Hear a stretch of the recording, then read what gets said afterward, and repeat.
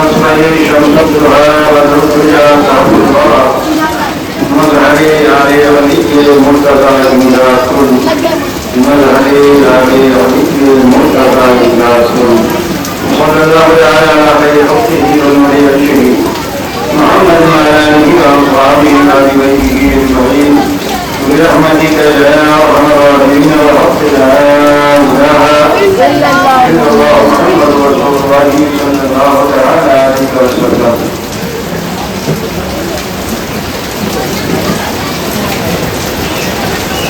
الحمد لله الذي فضل سيدنا ومولانا محمد صلى الله تعالى عليه وسلم على العالمين سيدا. وقام يوم القيامة للمذنبين المتلبسين الخطائين الهالكين شفيعا. وصلى الله تعالى وسلم وبارك عليه وعلى كل من هو محظوظ ومرضي لديه صلاة ترضى وتلوذ بأيام الملك الحكيم الغيور. وأشهد أن لا إله إلا الله وأشهد أن سيدنا ومولانا محمدا عبده ورسوله. أما بعد فأعوذ بالله من الشيطان الرجيم. بسم الله الرحمن الرحيم. إن الذين آمنوا وعملوا الصالحات سيجعل لهم الرحمن ودا. صدق الله العظيم وصدق رسوله النبي الكريم. ونحن على ذلك لمن الشاهدين والشاكرين والحمد لله رب العالمين. آجی ہمارا صلی اللہ کے سب سے پہلے اپنے آقا اور مولا حضور رحمت عالم تاجدار مدینہ اور سرور قلب حسینہ ہم غریبوں کے ہم وفات سیدی ہمارا رفیع انیس الغریبین رحمت للعالمین مراج المستعین جامع عالمین دعا یاسین انیس بے کسا جلال ثابت رمضہ فقر رسولہ سیاہ العالمہ جناب احمد مصطفیٰ محمد مصطفیٰ صلی اللہ علیہ وسلم کی مقدس بارگاہ میں جھوم جھوم کر ہدیہ درود پیش کریں اور پڑھیں. اللهم صل على سيدنا وشفيعنا وحبيبنا مولانا محمد وعلى وسلم. صلاة وسلام عليك سيدي حبيبي يا رسول الله. صلاة وسلام عليك يا نبي الله صلى الله عليه وسلم. نبی والے نبی پر محبت سے ایک بار اور پڑھیں. اللهم صل على سيدنا وحبيبنا مولانا محمد وعلى وسلم. صلاة وسلام عليك سيدي حبيبي يا رسول الله. علينا جمالك يا نور الله صلى الله عليه وسلم. نازل مبارک ہیں سبھی احباب جو اللہ اس کے رسول کے اس ذکر کی مجلس میں حاضری کی سعادت سے مالا مال ہو رہے ہیں اور ذکر شہداء کربلا سے اپنے آپ کو سرشار کر رہے ہیں. اللہ تبارک و تعالیٰ اپنے بھی بنا کرم و انسان سے ہمارے آدمی بھائیوں کو بھر دے, اپنے نبی کی رحمتوں سے مالا مال فرمائے اور تمام شہداء اسلام کے فضل و برکات سے ہم سب کو مالا مال فرمائے. میں مبارکباد دیتا ہوں آپ سبھی حضرات کو, خاص طور سے بچوں کو, بہنوں کو جو اپنی نیندیں پروگرام کر کے وقت نکال کر اس مجلس کی زینت پر نہیں ہیں یا بن رہے ہیں. اللہ تبارک و تعالیٰ ان مجالس کے برکات سے ہم سب کو ایمان اور قیام و دعا نصیب فرمائے اور ہم سب کا خاتمہ ہی ایمان پر فرمائے. گزشتہ گفتگو میں آپ حضرات نے خلیفہ اول اور خلیفہ دوم یعنی حضرت سیدنا صدیق اکبر رضی اللہ تعالیٰ اور حضرت سیدنا عمر فاروق رضی اللہ تعالیٰ کے حیات طیبہ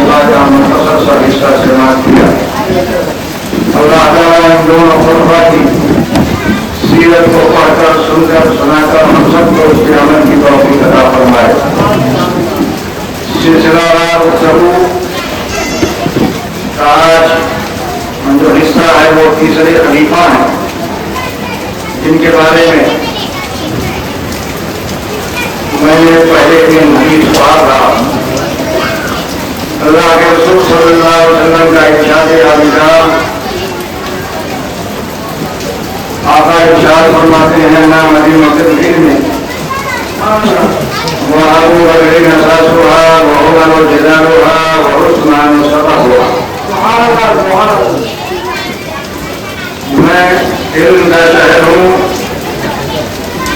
اور حضرت سیدنا ابو بکر صدیق رضی اللہ تعالیٰ اس کی بنیادیں ہیں، جناب سیدنا خالد ہارون رضی اللہ تعالیٰ اس کی دیواریں ہیں، اور حضرت سیدنا عثمان غنی رضی اللہ تعالیٰ اس کی چھت ہیں، اور مولا کائنات شیر خدا رضی اللہ تعالیٰ اس کے دروازے۔ تو بنیاد اور دیوار کے حوالے سے تھوڑی سی صلاحت ہوئی تھی، بنیاد پر گفتگو ہو گئی تھی، جدار یعنی دیوار سے متعلق بات رہ گئی تھی۔ تو جدار اس مناسبت سے آپ کو کہا گیا کہ دیوار جو ہوتی ہے وہ فرق پیدا کرنے کے لیے ہوتی ہے۔ آپ کو اپنے گھر کو دو حصوں میں بانٹنا ہے تو بیچ میں دیوار لائیں،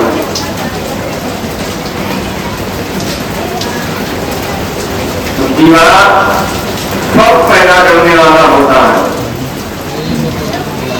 دیوار سے فرق پیدا ہوتا ہے، دیوار فارق بنتی ہے دو چیزوں کے درمیان۔ ایک بڑا سا روم ہے وہ ایک ہی ہے، لیکن بیچ میں جب آپ نے دیوار ڈال دیا تو اب وہ ایک نہیں رہا بلکہ دو ہو گیا۔ دائیں والا بائیں والا حصہ نہیں ہو سکتا، بائیں والا دائیں نہیں گویا اسی ایک میں بٹوارا ہو گیا۔ ایسے ہی کوئی انسان ایک تھے، کفر اور شرک کا درملا تھا، لیکن جب حضرت سیدنا عمر فاروق رضی اللہ تعالیٰ عنہ ایمان لائے اور آپ نے آقا کائنات صلی اللہ علیہ وآلہ وسلم سے عرضی پیش کی، میرے آقا اب کیوں نہ ہو ہم کھلم کھلا چل کر خانہ کعبہ کا طواف کریں، اور آپ نے کیا بھی۔ کچھ دشواریاں تو پیش آئی مگر اسی موقع پر آقا کائنات صلی اللہ علیہ وسلم نے حضرت سیدنا عمر فاروق رضی اللہ تعالیٰ عنہ کو ارشاد فرمایا کہ اے عمر تم حق و باطل کے درمیان فارق ہو، سبحان اللہ سبحان، حق و باطل کے درمیان فرق پیدا کرنے والے ہو۔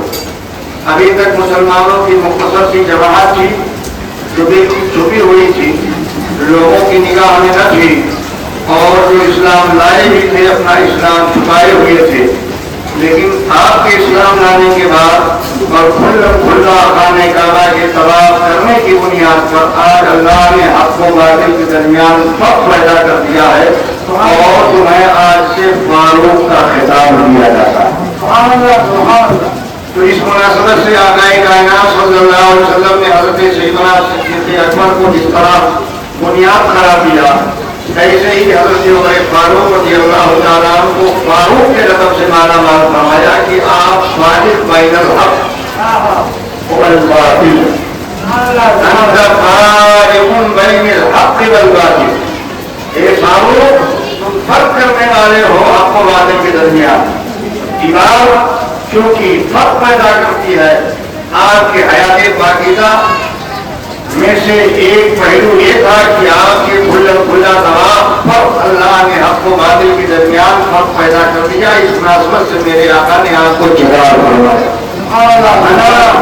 مدینہ تو ہوئی نہیں، ابو بکر کا ساتھ وہ جدار ہوا۔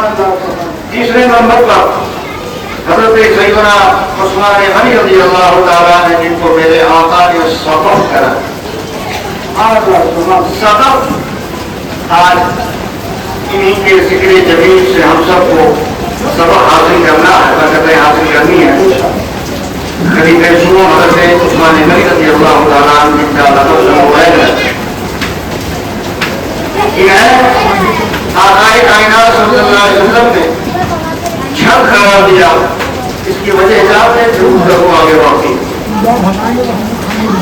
چھت اصل میں ہوتی ہے قیام حیا کے لیے، پردے کے لیے، تاکہ آپ کے اگل بغل بلندی پر رہنے والوں کی نگاہ آپ کے گھر میں نہ جا سکے۔ آپ کا گھر ایک منزلہ ہے، آپ کے بغل والے کا مکان 2 منزلہ ہے، آپ کے گھر کے اوپر اگر چھت نہیں ہو تو ظاہر سی بات ہے اوپر والے گھر والوں کی نگاہ آپ کے گھر میں آئے سکتی نہیں۔ تو چھت کا وجود حیا ہوتا بغیر حیا کے لیے ہوگا، اور یہ چیز حضرت سیدنا عثمان غنی رضی اللہ تعالیٰ کے ذات بابرکت میں کوٹ کوٹ کر رہے کامل الحیا، ذات کا نام عثمان غنی رضی اللہ تعالیٰ۔ آپ کا نام عثمان ہے، آپ کے والد گرامی کا نام عفان ہے، اس بنیاد پر آپ کو عثمان ابن عفان کہا جاتا ہے۔ اور امیہ کے عظیم فرد ہیں آپ، ساتھ ہی ساتھ سرکار دو عالم صلی اللہ علیہ وسلم کے تیسرے خلیفہ ہیں۔ آقائے کائنات صلی اللہ علیہ وسلم اس دنیا سے رخصت ہوئے تو باتفاق صحابہ خلافت منتقل ہوئی حضرت سیدنا صدیق اکبر رضی اللہ تعالیٰ کو۔ آپ نے امور خلافت انجام دی اور ایک وقت آیا اللہ کو جارے ہوئے یہ خلافت منتقل ہوئی حضرت سیدنا عمر فاروق رضی اللہ تعالیٰ عنہ، اور پھر آپ کے بعد ہی خلافت منتقل ہوتی ہے حضرت سیدنا عثمان غنی رضی اللہ تعالیٰ عنہ۔ حضرت سیدنا عثمان غنی رضی اللہ تعالیٰ عنہ وہ ذات بابرکت ہے کہ جن کے عقل میں آقائے کائنات صلی اللہ علیہ وسلم کی 2 صاحبزادیاں، یعنی جس طرح مولائے کائنات داماد رسول ہے، ایسے ہی سیدنا عثمان غنی رضی اللہ تعالیٰ عنہ بھی داماد رسول ہے۔ بلکہ ہم لوگ اپنے بمبئی کی زبان میں کہیں تو یہ کہنا ہوگا کہ عثمان غنی ڈبل داماد رسول، ایک صاحبزادی حضرت رقیہ اور دوسری صاحبزادی ام کلثوم، یہ دونوں سرکار دو عالم صلی اللہ علیہ وسلم کی صاحبزادیاں ہیں جو ایک کے بعد دیگرے حضرت سیدنا عثمان غنی رضی اللہ تعالیٰ کے فخر میں آئی۔ موقع پر آقائے کائنات صلی اللہ علیہ وسلم نے ارشاد فرمایا، میرے آقا فرماتے ہیں اگر میرے پاس 100 صاحبزادیاں ہوتی تو میں ایک ایک کر کے سب عثمان کے حوالے کر دیتا۔ آپ اندازہ کریں کہ حضرت سیدنا عثمان غنی رضی اللہ تعالیٰ کی ذات گرامی کس قدر آقا کو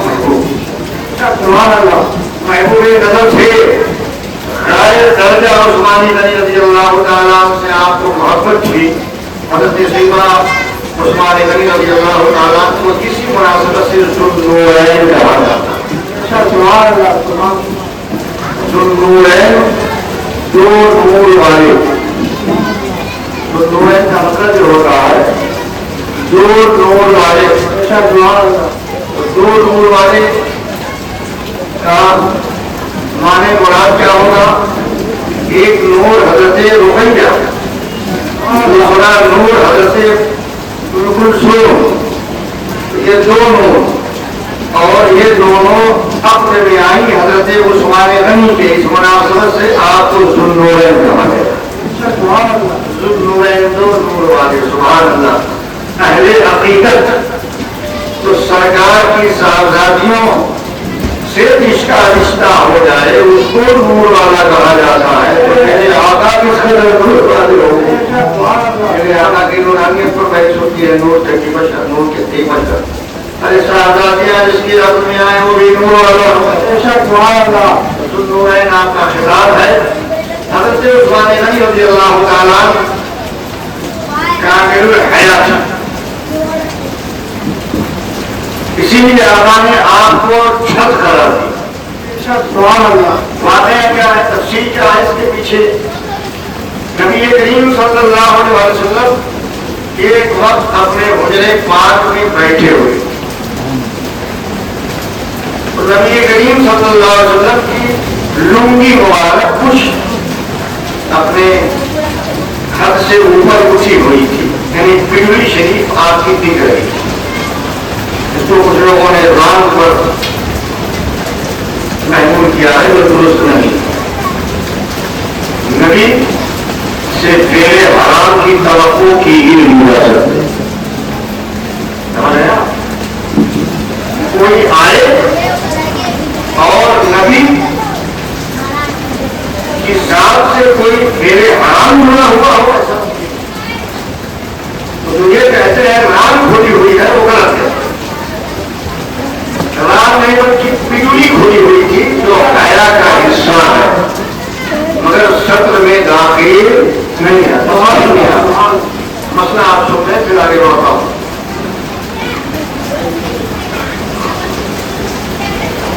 آدمی کے صدر کا اصل صدر کا حصہ اس کا ایک گھٹنا ہے، گھٹنے سے لے کر ناف تک یہ آدمی کے لیے، مردوں کے لیے صدر ہے. اس کے اوپر اگر کھلا ہے یا اس کے نیچے اگر کھلا ہے تو اگرچہ وہ حیا کے خلاف ہو مگر وہ معقول نہیں ہوگا. جس قدر ضرورت ہے صدر کی اتنا پا جائے. یہ گھٹنا آپ کا چھپا ہوا ہے اور ناف سے گھٹنے تک، گھٹنے سے ناف، یہ مقدار فرضیت ہے صدر کے حوالے. اور خواتین کے لیے کل کا کل پورا وجود ان کے لیے صدر ہے. ہاں، اعضائے خمسہ دونوں ہتھیلیاں، چہرہ اور پاؤں، یہ اس میں رخصت کی گئی ہے. لیکن فی زمانہ غیر کے سامنے اسے بھی بولنے کی اجازت نہیں ہے. زمانہ کتنا بنا ہے تو اس مناسبت سے عورت کی پوری باڈی، عورت کا پورا جسم یہ صدر میں آتا ہے. مردوں کے لیے صدر فرض کیا ہے؟ وہ گھٹنے سے لے کر ناف. تو اگر گھٹنے کے نیچے سے نیچے کھلا ہوا ہو، پنڈلی کھلی ہوئی ہو تو وہ معنی حیا تو ہے لیکن حرام نہیں. تو آقا کائنات صلی اللہ علیہ وسلم اپنے حجرے پاک میں آرام فرما تھے اور آپ کی پنڈلی شریف سے آپ کی لنگی اوپر تھی. رام نہیں کوئی چیز بات سے یاد رکھیے گا. نبی نہ پہلے حرام پر خاموش رہ سکتا ہے اور نہ نبی سے پہلے حرام کا انتقال جو معصوم خطا. اگر رام کے کھلنے کو تسلیم کیا جائے لوگوں کے سامنے، غیر کے سامنے رام کا کھلنا ہونا تسلیم کیا جائے تو نبی سے حرام کا رشتہ ہی ہوگا جو خطا کچھ نہیں.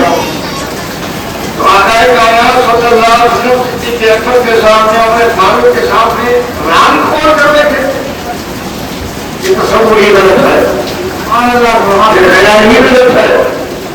اور جس کسی نے ایسا لکھا ہے تو ایسا سوچتا ہے، اس کی سوچ اور اس کی کتابت یہ باقی دماغ میں رکھا ہے. کچھ خطبہ بھی اپنے دوران خطاب اس بات کو بیان کر دیتے ایران کھلی غلط. کیوں؟ اس راستے کے خلاف ہے کہ نبی سے پہلے حرام کوئی نہیں کرتا. ہوگا ورنہ آپ کی معصومیت پر فرق. نبی وہ معصوم اگر خطا ہوگا ران کھولنا ہے کہ سامنے یہ خطا ہے. جو خطا پا لیا گیا تو خطا سے معصوم کہا رہے گا. بات سمجھ میں آتی ہے. تو نبی کے لیے ران کے کھولے جانے کی نسبت کرنا یہ مکان غلط ہے. اس کو آپ خود بھی جان لیں, لوگوں میں بھی چرچا کر دیں, اور جہاں بھی کہیں ایسا بیان ہو اب تک کے لوگ بیان کرتے ہیں ان کی آپ کی صلاح ہو اور صلاح اس انداز سے کریں کہ تیرے حرام اور تیرے حرام کا وجود ہے کہ سامنے نبی سے پوچھتے نہیں. نبی معصوم والی خطا ہوگا تیرے حرام کا تو گرفت ہوتی ہے. نبی سے ایسا خیال اس پر نے لکھا ہے, غیروں نے لکھا ہے, جن کو نبی کریم صلی اللہ علیہ وسلم کی عظمت سے آپ کی شان سے کچھ لینا دینا نہیں, وہ تو بس پہلو نکالتے رہتے ہیں. رات کھلی تھی, رات کھلی تھی, حرامت ہے, جہالت ہے, اور نبی سے خوف ہے, عناد ہے, دشمنی ہے, ویسا بولتا. اور ان کی تحریروں سے متاثر ہو کر کچھ ہمارے نوجوان خطبہ بھی غفلت میں ایسا ہو جاتے ہیں. ران کھلی تھی, سماج میں معلوم نہیں بات, ران نہیں کھلی تھی. ران کا کھلنا یہ عصمت کے خلاف ہے, عصمت کے منافی ہے. تو کیا کھلی تھی؟ پنڈلی ران شریف, پنڈلی کھلی تھی. پنڈلی مبارک جو حیا میں داخل ہے, یعنی پنڈلی جو ہے اتنا پجامہ چڑھا لیجیے, جو پجامہ چڑھائے رہتے ہیں سب حیا کے خلاف سب بے حیا ہوتے. تکنے سے اوپر رہنا چاہیے تھا. کس نے کہا آپ یہ پنڈلی تک اٹھا لو. اصل میں یہ اپنی چوری جو ہوتے ہیں خود بے حیا ہے, حیا کے خلاف کام کرتے ہیں اور نبی کے لیے رنگ کی بات کرتے ہیں. تو زیادہ پجامہ اوپر کر لینا اگر سے نہ لے تو حرام تو نہیں مگر حیا کے خلاف ہے. رکھنے سے اوپر ہونا چاہیے. یہ وہ بڑی ہوئی جو ہڈیاں ہیں جن کو وضو میں دھویا جاتا ہے, جن کو کابین کہا جاتا ہے, اس سے اوپر ہونا چاہیے بس. اب بہت زیادہ اوپر کریں گے تو جس قدر اوپر کرتے جائیں گے حیا کے خلاف ہوتا جائے گا. تو میں یاد کر رہا تھا آقا کائنات صلی اللہ علیہ وسلم اپنے حجرے پاک میں آرام فرما تھے. آپ کی لنگی مبارک, آپ کا احرام شریف تھوڑا سا اونچا تھا, اس میں پنڈلی گر رہی تھی. جو ناجائز تو حرام نہیں, زیادہ سے زیادہ خلاف دکھایا. اب کوئی کہے کہ حیا کے خلاف نبی سے اچھا کام کیسے وجود میں آ سکتا؟ اپنے گھر میں آئے, اپنے گھر میں ہمیں چاہتی تو وہ دستان بیٹھا رہتا ہے. میں آپ کے سامنے ہوں, میں نے خطیبانہ لباس پہن رکھا ہے, صحابہ پہن رکھا ہے, رومال لباس کپڑا پہن رکھا ہے نا, لیکن یہ حالت میرے گھر میں بھی رہتی ہے, میں تو ایسے رہتا ہوں. ہمارے جسم کی حالت الگ ہوتی ہے, ہمارے نماز پڑھنے کی حالت الگ ہوتی ہے, ہمارے باہر جانے کی حالت الگ ہوتی ہے, ہماری اپنی اپنی حالت ہوتی ہے. آقا میرے گھر میں بیٹھے تھے, جب میرے آقا گھر میں بیٹھے ہوں اور کوئی خیر نہ ہو تو وہاں لنگی کا سرک جانا, لنگی کا اوپر ہو جانا یہ تمہارا نہیں لگتا. رکاوٹ چیز ہے, بگڑی چیز ہے. آقا صلی اللہ علیہ وسلم بیٹھے ہو گیا اور پنڈلی مبارک سے آپ کی پنڈلی مبارک آپ کی ظاہر ہے, آپ کی رکو کے اوپر. جناب سیدنا صدیق اکبر رضی اللہ تعالیٰ تشریف ہے. آقا ویسے ہی لیٹے رہے, بات چیت میں مشغول ہو. حضرت سیدنا عمر فاروق رضی اللہ تعالیٰ تشریف لائے. آقا کائنات بدستور لیٹے رہے. اور یہاں ایک بات روک کر میں اور کہہ دوں, یہ جو ہمارے بچوں میں آ کر چرچیاں پہننے کی رواج اور کچھ آزاد اور ماڈرن تعلیم کی بنیاد پر بچیوں نے بھی جو ماڈرن لباس پہننا شروع کر دیا ہے, یہ سب حیا کے خلاف ہے. عورتوں کے لیے تو بے پردگی ہے, فضلی ہے، لیکن جو بچے پہنتے ہیں وہ بھی حیا کے خلاف کرتے ہیں۔ آپ کا لباس ٹخنے کے اوپر تک بس، بے حیائی والا لباس بچے نہ پہنے اور بے پردگی والا لباس نہ پہنے عورتیں اور بچیاں نہ پہنے۔ اللہ ہم سب کو پردے کی توفیق عطا فرمائے۔ پردے پر ہمارے یہاں گفتگو ہوتی ہے تو ہمیشہ عورتوں کو معطوف کیا جاتا ہے، عورتوں کو مخاطب کیا جاتا ہے۔ نہیں، بے پردگی ہم بچوں میں بھی ہے، اس لیے جو صدر کا حساب عورتوں کے لیے ہے وہ اس کی رعایت کریں، جو بچوں کے لیے ہے بچے اس کی رعایت کریں۔ بچے بھی اس میں پابند ہیں اور بچیاں بھی اس میں پابند ہیں۔ عورتیں اپنے پردے کا خیال کریں، بچے اپنی حیا کا خیال کریں۔ تو میرے آقا صلی اللہ علیہ وسلم بدستور لے کے رہے، خلیفہ اول جناب صدیق اکبر تشریف لائے، دیکھے ہوئے ہیں، عمر فاروق رضی اللہ تعالیٰ تشریف لائے، دیکھے ہوئے ہیں میرے آقا۔ لیکن جیسے ہی حضرت عثمان غنی رضی اللہ تعالیٰ داخل تو آقائے کائنات صلی اللہ علیہ وسلم نے فوراً اپنی لنگی کو دراز فرمایا، درست کیا اور کر بیٹھ گئے۔ اور پھر جو باتیں کرنی تھی تینوں صاحب سے کیا۔ صدیق اکبر رضی اللہ تعالیٰ جس طرف سے آئے تھے آقائے کائنات نے انہیں بھی نوازا، اور عمر فاروق اس مقصد کو لے کر آئے تھے، ان سے بھی نامقصد باتیں ہو گئی، اور اس کے بعد سیدنا عثمان غنی رضی اللہ تعالیٰ جس مقصد کے لیے آئے تھے آقائے کائنات صلی اللہ علیہ وسلم نے انہیں بھی نوازا اور ان سے بھی بات مکمل ہو گئی۔ تینوں اپنی اپنی مراد پانے کے بعد آقا کے گھر سے رخصت ہوئے۔ صدیق اکبر اپنی منزل کو گئے، فاروق اعظم اپنی منزل کو گئے، حضرت عثمان غنی اپنے گھر کو گئے۔ بعد میں ماں عائشہ آئی،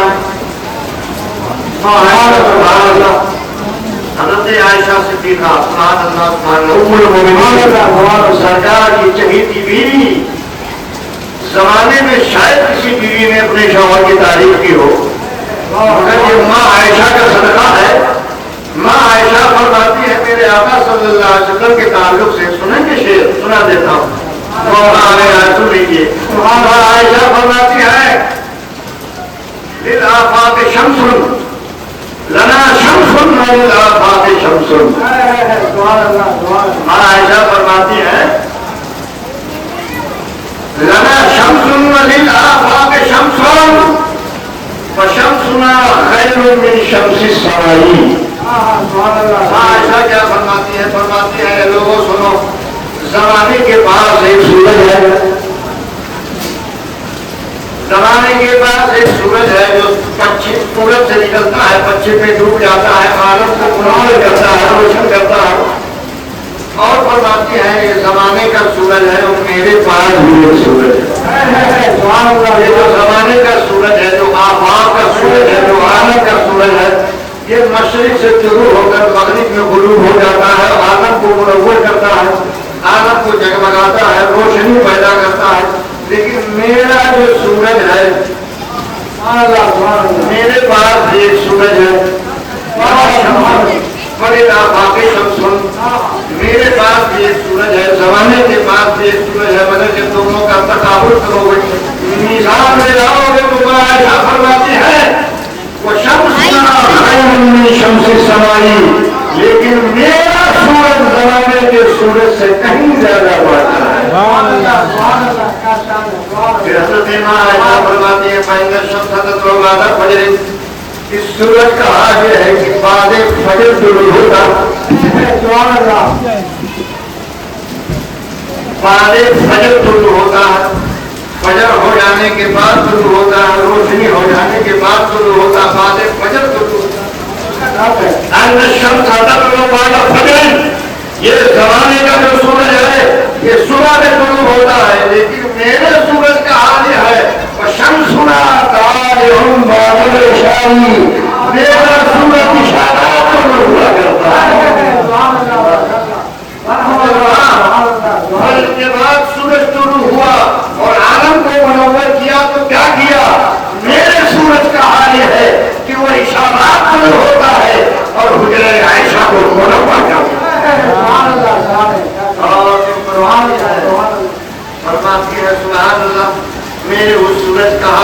فرماتی ہیں حضرت عائشہ لوانی زلیخا لوائنا حسنہ لوانی زلیخا لوائنا حسنہ لا شرفا بالقطع القلوب علی الیدین. اور سنو جمال یوسف کو دیکھ کر حضرت زلیخا رضی اللہ تعالی عنہا فریفتہ ہوئی تھی. ان کی فریفتگی پر تمام زنانِ مصر نے ملامت کیا تھا, تانا کیا تھا, لیکن سننے وہ ملامت کرنے والی عورتیں انہوں نے کیا کیا تھا؟ حسن یوسف کو دیکھ کر اپنے ہاتھوں کو کاٹا تھا. لیکن اگر میرے سورج کا جواب ہوگی تو اپنے کلیجے کو نکال کر اپنے ہاتھوں میں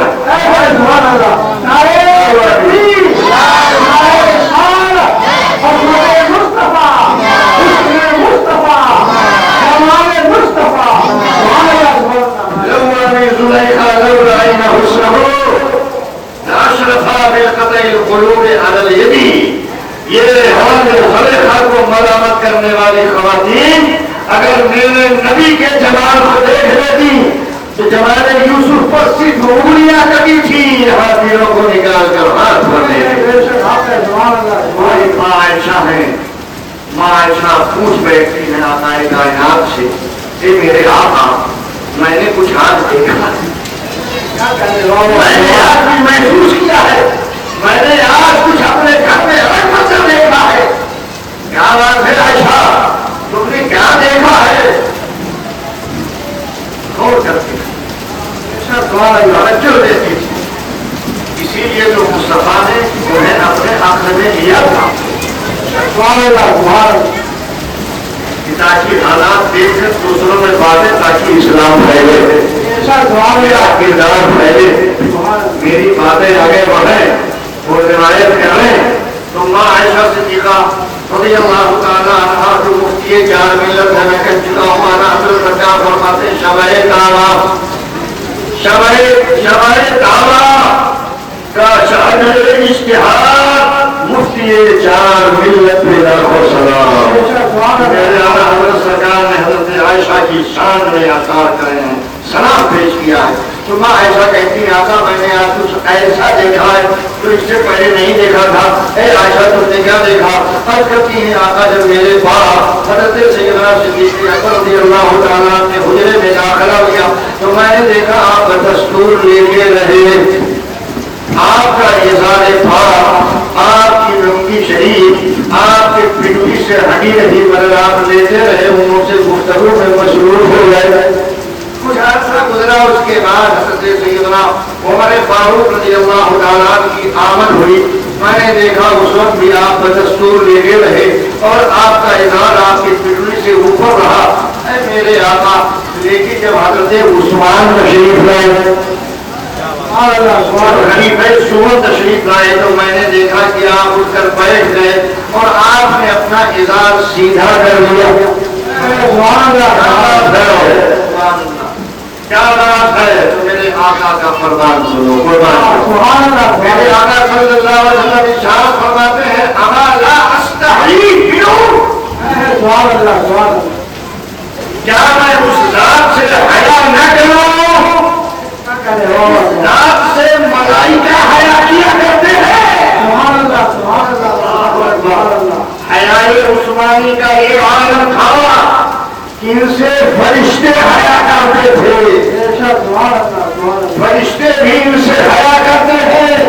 یہ ذات ہے حضرت سیدنا عثمان غنی رضی اللہ تعالیٰ عنہ کی.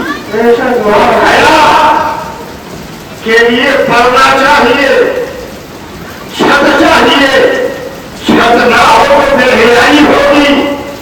اور حیا کا تعلق جڑا ہوا ہے سرکار سیدنا عثمان غنی سے. اس لیے میرے آقا صلی اللہ علیہ وسلم نے فرمایا انا مدینۃ العلم, میں علم کا شہر ہوں اور صدیق اس کے بنیاد ہے, عمر اس کے جدار دیوار ہے اور یہ میرا عثمان اس کی چھت ہے. زندگی پاک کا یہ حصہ ہے کہ آقا نے آپ کو حیادار رہا اور بقائے حیا کے لیے ضروری ہوتا ہے کہ چھت ڈالی جائے. اگر چھت نہ ہو تو خلاؤں کی مخلوق, فضاؤں کی مخلوق اپنی نگاہ آپ کے گھر میں ڈالے گی، یا پڑوس میں کوئی بلند مکان ہے تو اس کی بھی نگاہیں آپ کے گھر میں جائیں گی. اس لیے ان سے بچنے کے لیے چھت ہوتی ہے. میرے آقا صلی اللہ علیہ وسلم نے حضرت عثمان غنی رضی اللہ تعالیٰ کو حیا کا تابعدار بنا دیا، اور حیا عثمانی پورے عالم میں پھیلی. حتیٰ یہ کہ آج خطیب جب خطبہ دے رہا ہوتا ہے جمعہ کے اندر تو یہی کہتا ہے وعلیٰ کامل حیا الذی قال. سبحان اللہ سبحان اللہ سبحان اللہ. درود و سلام نازل ہو نبی کریم صلی اللہ علیہ وسلم پر، اور درود و سلام نازل ہو حضرت سیدنا صدیق اکبر پر، اور درود و سلام نازل ہو بڑے فاروق پر.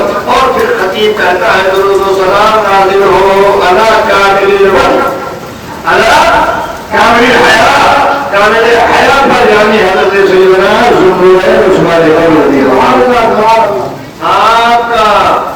آپ یہ حیا اس قدر قابل ستائش ہوئی اسے جمعہ میں خطبہ کا حصہ بنا دیا.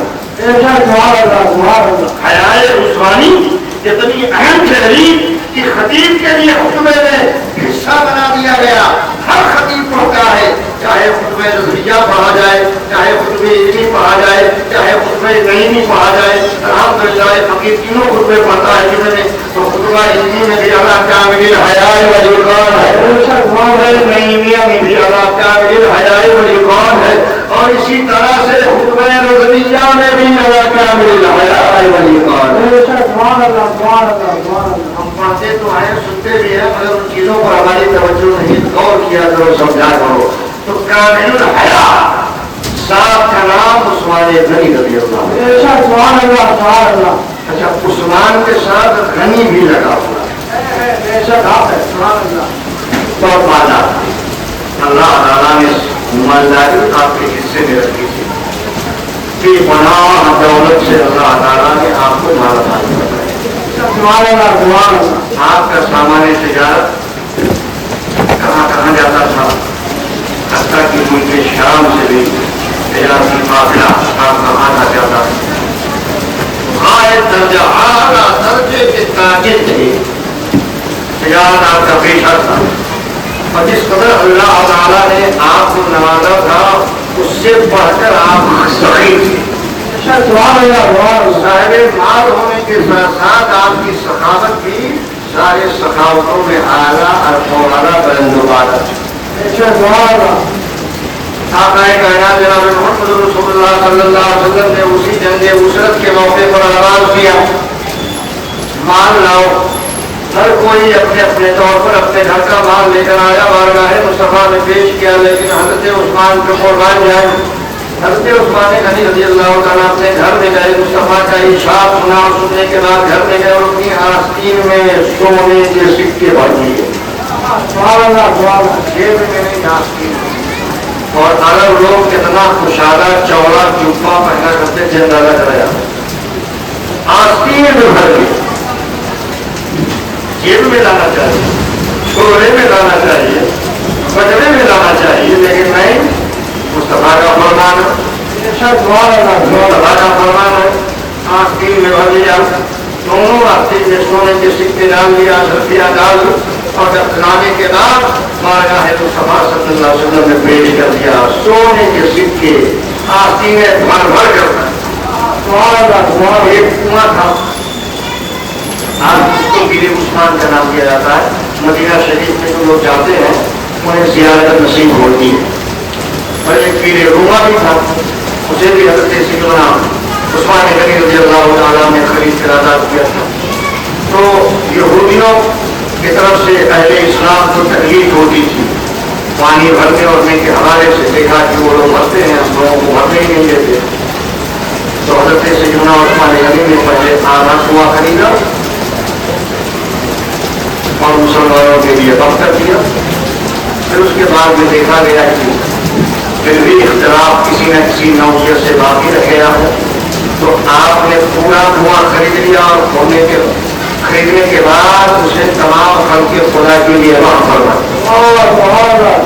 پورا کنواں 2 کنویں آپ نے خریدا، اور خریدنے کے بعد اس زمانے میں کنواں کا خرید کر آزاد کر دینا وقف کر دینا ایک بہت بڑا کام سمجھا جاتا ہے۔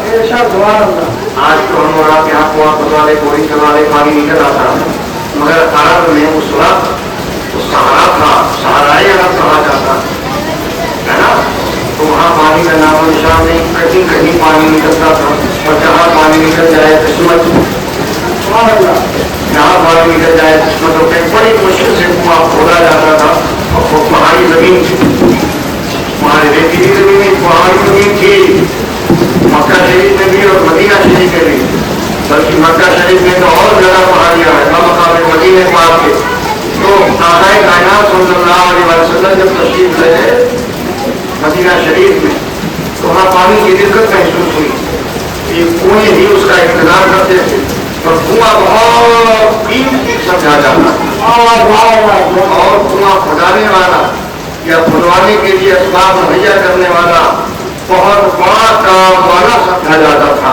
اس وقت کہنے میں آسانی ہے اور اس کی اہمیت نہیں سمجھ میں آتی، مگر اس دور میں اس کی اہمیت تھی، اور ایسی اہمیت تھی کہ اس دور والا ہی جان سکتا ہے۔ تو حضرت سیدنا عثمان غنی رضی اللہ تعالیٰ نے دو کنواں خرید کر تمام خلق خدا کے لیے اسے وقف کر دیا، سب لوگ اس میں پانی پیو اور تمام خلق خدا کو پلاؤ، یہ کام آپ نے انجام دیا۔ حضرت سیدنا عثمان غنی رضی اللہ تعالیٰ جس قدر صاحب مال تھے، اسی اعتبار سے اللہ تعالیٰ نے آپ کو دل بھی عطا فرمایا۔ آپ کا قافلہ تجارت کے لیے ملک شام گیا، تو ملک شام سے آپ سامان منگاتے تھے۔ ایک موقع ایسا ہے کہ مدینہ شریف میں کسی حکیم نے ایک شخص کو کہا شہد لے آؤ تو تمہارے مرض کا علاج ہو۔ مرض بڑا مہلک تھا، غائب درجہ، پریشان خود مرض لاحق ہو گیا، اور بغیر خالص شہد کے اس کا علاج ممکن نہیں تھا۔ اس حکیم کے انتظام سے وہ شخص بڑا پریشان ہوا، خالص شہد کہاں ملے گا، کہاں ملے گا، کہاں ملے گا، کہاں ملے گا، پورا مدینہ ڈھونڈ ڈالا، یہاں گیا وہاں گیا، دائیں بائیں آگے پیچھے سب جگہ دیکھ کر نہیں مل پایا۔ کسی نے بتایا کہ تم چلے جاؤ مدینہ شریف کے اس کونے پر جہاں سے ملک شام کا راستہ جاتا ہے۔ کچھ دنوں میں حضرت عثمان غنی رضی اللہ تعالیٰ کا قاصد آئے گا ملک شام سے شامی قافلے کے ساتھ، وہ مگر سے تجارت گیا، اور میں نے سنا ہے کہ تجارت میں حضرت سیدنا عثمان غنی رضی اللہ تعالیٰ نے اس موقع پر شہد منگوایا، وہاں جاؤ تمہیں شہد مل جائے۔ وہ گیا، اور جانے کے بعد انتظار میں رہا، کرتا رہا یہاں تک وہ شامی قافلہ مقدار ہوا، آیا پہنچا۔ یہ شخص دروازے پہ حاجت میں تھم کے کھڑا ہے، پوچھا گیا عثمان غنی رضی اللہ تعالیٰ کہاں ہے، ان کا قافلہ کہاں ہے، اور ان کے احباب کہاں ہے، پتہ چلا کیا ہے۔ گیا حضرت کو موسیٰ کیا اور اپنی عرضی رکھی، آپ میں مریض ہوں، مرض مہلک میں مبتلا ہوں، حکیم نے مجھے مشورہ دیا ہے کہ خالص شہد لاؤ، اور جب تک شہد ملے گا نہیں میرا معلوم تیار نہیں ہوگا، میرا علاج ہو نہ سکے گا، کرم فرمائے مجھے شہد دے دیا جائے۔ تو اس وقت شہد لانے کا جو طریقہ تھا وہ اونٹ پر ایک مٹکا ادھر اور ایک مٹکا ادھر ڈال کر جاتے، بیچ میں رسی ہو، ایک مٹکا اونٹ کے اس سائڈ میں اور ایک مٹکا دوسرا اونٹ کے اس سائڈ۔ جناب سیدنا عثمان غنی رضی اللہ تعالیٰ سے اس نے عرضی پیش کی، کہا آقا مجھے شہد درکار۔ حضرت سیدنا عثمان غنی رضی اللہ تعالیٰ ارشاد فرماتے ٹھیک ہے، اپنے غلام سے فرمایا اسے ایک مٹکا دے دو۔ مٹکے سے نکال کر پورا مٹکا برتن اس میں تھا، پورا برتن دے دو۔ غلام دس مسئلہ عرض کرنے لگا، آقا حضور ابھی ہم راستے ہی میں ہیں، منزل سے پہنچے نہیں ہیں، سامان اتارا نہیں گیا ہے، اگر ہم ایک سائڈ کا مٹکا اتار کے دے دیں گے اس کو، دوسرے سائڈ کا جو مٹکا ہے وہ لٹکا رہے گا، بیلنس خراب ہوگا، اونٹنی کو تکلیف ہو. جیسے موٹر سائیکل پر ایک طرف ماڈل نہ رکھو اور لے کے چلو تو آپ کو اندازہ ہو جائے گا آگے ہے نا. پھر آپ کو چھوڑ دے کے سنبھالنا پڑے گا، تکلیف ہوگی نا چلنے. یہی حال وہاں بھی ہوا، اونٹ کا بیلنس خراب ہو جائے گا. تو حضرت سیدنا عثمان غنی رضی اللہ تعالیٰ مسکرائے، کہا ایک تو دیا ہے وہ بھی دے دے. کہا حضور اگر وہ بھی دے دوں گا تو یہ لے نہیں جا پائے گا. سخاوت عثمانی کا جلوہ دیکھو. کہا ایک مٹکا وہ سر پہ رکھ کے لے کے جا سکتا ہے، لیکن دوسرا بھی دے دوں گا تو لے نہیں جا پائے گا. کہا وہ بھی نہیں لے. اب تو خاموش ہو گیا.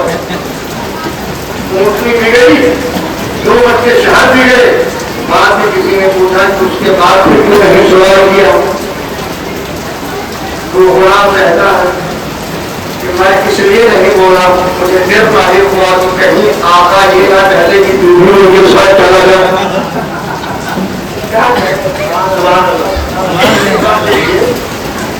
آج ہر کام کرنے والا اپنے مالک سے بیدار ہوتا ہے. یہاں میں یہ بات ہے،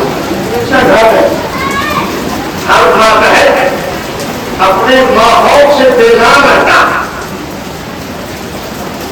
ہر نوکر اپنے آقا سے شکایت رکھتا، لیکن کیسے کرم نواز سے اس کو آزادی نہیں چاہیے. حالانکہ حضرت عثمان غنی اسے آزاد کرتے ہوئے تو آزاد ہو جاتا، لیکن وہ آزادی کو پسند نہیں کر رہا ہے. عثمان غنی کی غلامی کو پسند کر رہا ہے. مجھے وہ آزادی نہیں چاہیے جو مزہ آپ کی غلامی میں ہے، وہ آزادی نے کہا. میں آپ کا غلامانہ زندگی ہی پسند کرتا ہوں، مجھے آزادی نہیں چاہیے. فرمایا، کہا بولا، مجھے پھر لاحق ہوا کہ کہیں آقا یہ نہ کہہ دیں کہ تو بھی اس کے ساتھ چلا جا تو آپ کی صحبت سے محروم ہو جاؤں گا، اس لیے مجھے خاموش ہونا پڑا. تو یہ سخاوت تھی حضرت سیدنا عثمان غنی رضی اللہ تعالیٰ کی ذات بابرکت سے متعلق جو آپ نے سماعت کیا. اور سخاوت کی دوسری نظیر اللہ اکبر آ گئے بارگاہ مصطفیٰ میں. ایک موقع پر عرض کیا، میرے آقا حضور کی خواہش ہے کہ آپ چند صحابہ کے ساتھ میرے گھر تشریف لائے. دعوت ہے، دعوت یہ غربت کا سبب بنتا، دعوت غربت کا سبب بنتا، اور دعوت دیتے رہنا چاہیے اور دعوت دیتے بھی رہنا چاہیے. ہے نا؟ ہماری دعوت کھانا ہی نہیں چاہیے، دعوت کھلانا بھی چاہیے، تحفہ لینا بھی چاہیے، تحفہ دینا بھی چاہیے. کیونکہ میرے آقا فرماتے ہیں ہدیہ دیا کرو، اس سے محبت ہو. دیا کرو نہیں، تحادو ایسے باپ سے ہے جس میں مشارکت لینا بھی دینا بھی. ہدیہ دیا کرو، تحادو ایک دوسرے کی محبت ہوگی. آقا کائنات صلی اللہ علیہ وسلم کی تعلیمات جناب سیدنا عثمان غنی کے نظروں میں ہے. حضرت سیدنا عثمان غنی رضی اللہ تعالیٰ عنہ نے بارگاہ مصطفیٰ میں کہا، آقا چند صحابہ کے ساتھ دعوت ہے، آپ میرے گھر تشریف لائے. آقا کائنات صلی اللہ علیہ وسلم نے دعوت عثمانی قبول فرمائی. چلو انتظام کرو، میں صحابہ کے ساتھ آنے کو تیار ہوں. کہا آقا حضور تشریف، جب کھانا تیار ہوگا میں لینے حاضر ہو جاؤں گا. گئے اور میں نکا کر دیا، کھانا بن گیا، تیاری ہو گئی. آئے نبی کریم صلی اللہ علیہ وسلم کی بارگاہ میں، کہا آقا تشریف لے چلیں. آقا کائنات صلی اللہ علیہ وسلم مسجد نبوی شریف سے اٹھے اور صحابہ کی ایک جماعت دی. جماعت دی اور لینے کے بعد آقا کائنات صلی اللہ علیہ وسلم آگے صحابہ کی جماعت پیچھے اور جناب سیدنا عثمان غنی رضی اللہ تعالیٰ عنہ آقا کائنات کے پیچھے چل رہے ہیں. لیکن جو پیچھے صحابہ تھے انہوں نے دیکھا کہ حضرت عثمان غنی رضی اللہ تعالیٰ نبی جو قدم رکھتے ہیں وہ اٹھاتے ہیں اس پر مکمل نگاہ ڈالے ہوئے جہاں سے نبی چلے اور جہاں تک چلے مسجد نبوی شریف سے لے کر عثمان غنی رضی اللہ تعالیٰ کے مکان تک جتنے قدم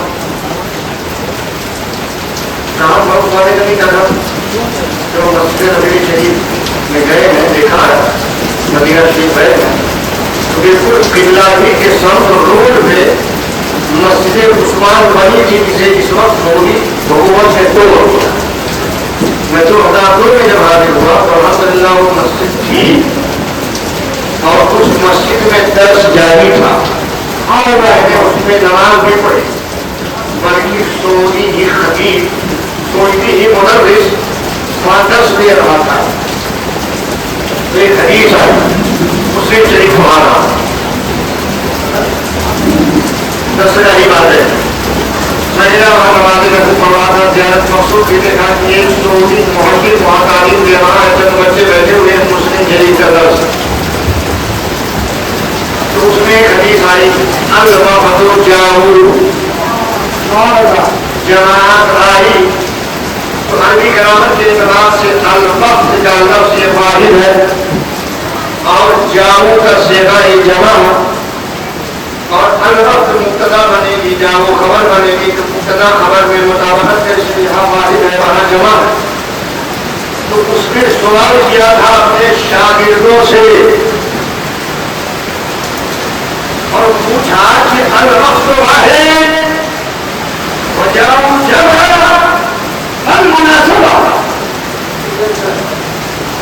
اپنے شاگردوں سے پوچھا المناسبہ مناسبت بتاؤ الوقت واحد ہے مانے جمع ہے نا لیکن لفظ واحد ہے جاؤ جمع ہے مبتدا خبر بن رہا ہے تو الوقت بھی جمع ہونا چاہیے اس طرح جاؤ جمع ہے ایسے وقت ہونا چاہیے اور جب وقت واحد ہے تو جاؤ کے بجائے جمع ہونا چاہیے لیکن یہاں حدیث میں ایسا نہیں ہے کہ اختیار ہو پڑھا تو اپنے شاگردوں کو سوال کر رہا تھا اپنے شاگردوں سے لیکن میں بیٹھے بیٹھے سن رہا تھا میرا اختیار میں بول پڑا مناسبت مانم جمع بالوقت اب میرے طرف نگاہ کرتا ہے میں نے کہا الحمدللہ آگے جگہ چھوٹ ہو گئی ہندی میں نے کہا الحمدللہ ہندی نابخال ہوا پوچھا اس نے وہاں کیا کرتے ہو میں نے کہا الحمدللہ انا مدرس ہو فی دار العلوم والبرکات اللہ کے فی ممبئی یوبی شریعت ہے الحمدللہ الحمدللہ کھڑا ہو گیا ہمارے پاس کھڑا ہو گیا مجھے بلایا پیشانی کو روسا دیا سبحان کہا پھر ہندوستان کے اندر ایسی عربی جامعہ الحمدللہ یہ میرے اساتذہ کا صدقہ ہے فقیہ ملت کا صدقہ ہے علامہ بدر ملت کا صدقہ ہے علامہ اعظمی کا صدقہ ہے علامہ یونس نعیمی کا صدقہ ہے حجت العلم علامہ قرۃ اللہ کا صدقہ ہے علامہ عثمانی کا صدقہ ہے علامہ یونس نعیمی کا صدقہ ہے علامہ خلق اللہ خلیق فیضی کا صدقہ ہے میرے اساتذہ کرام کا صدقہ ہے ان کی صدقے کے نیچے عربی سمجھ بھی لیتا ہوں اور ضابطے سے بھی بات کیا سکتا الوقت ہے وہی مسجد عثمان ہے کوئی زیادہ دور نہیں ہے مگر بہت قریب بھی نہیں ہے جب آپ مسجد نبوی شریف میں نماز پڑھیں گے تو آپ کو قبلہ ہی کی سب سے مسجد عثمان نظر آتی تھی اب نہیں آتی تھی 2002 میں گیا تو دکھا تو مسجد موجود ہے تب تو آپ لیکن 2016 میں جب عمرے کے لیے گیا تو مسجد ختم تو وہی حضرت عثمان غنی کا گھر آئے وہاں کے لیے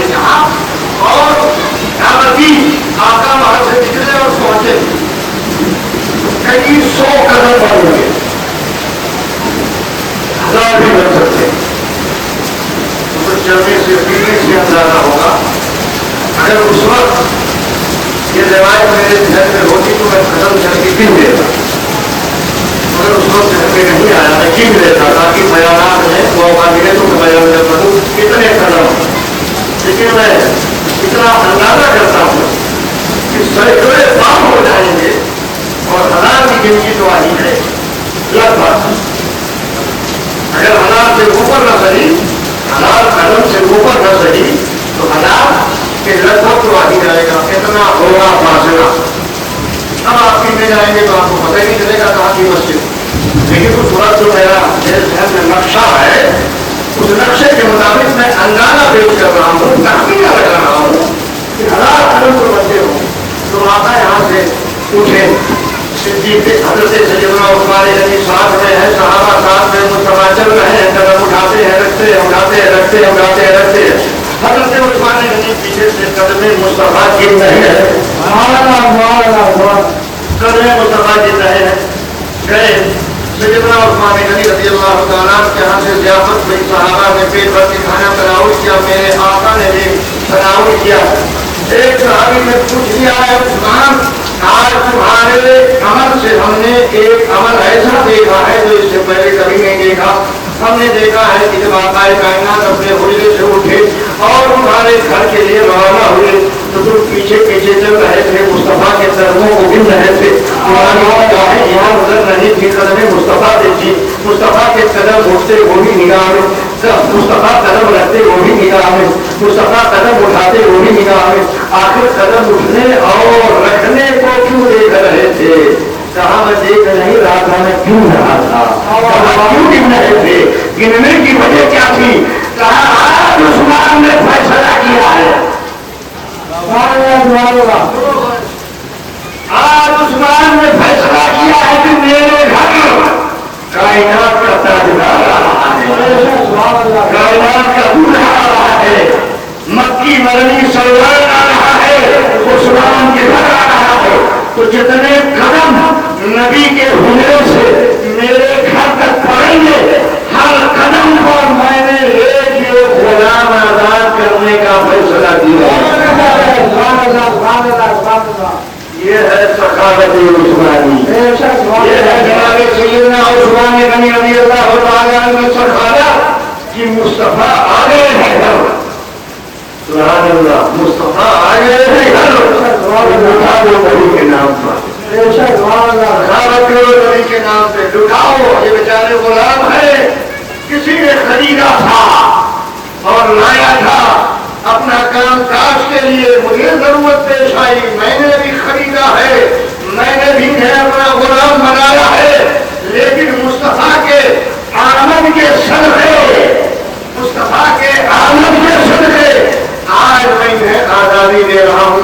عثمان پیدا ہوتا ہے، عثمان غنی آپ کے دل میں یہ بات آئی کیسے، یہ گمان ہوا کیسے، یہ حوصلہ پیدا کیسے ہوا؟ تو حضرت عثمان غنی رضی اللہ تعالیٰ کی یہ سیرت پاک جواب دے رہے ہیں. سنو کہ مصطفیٰ ہے، عرب سے دنیا میں آئے، مصطفیٰ ہے.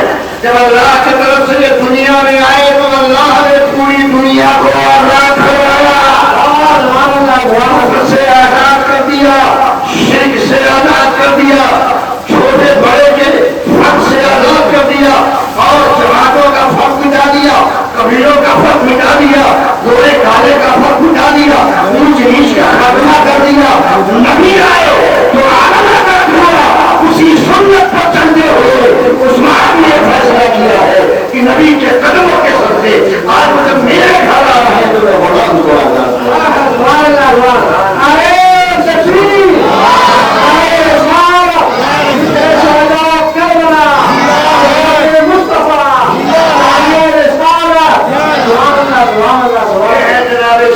عثمان غنی رضی اللہ تعالیٰ جن کی ثقافت آپ دیکھ رہے تو اللہ راہ خدا میں مال ہی کام آئے گا جو راہ خدا میں خرچ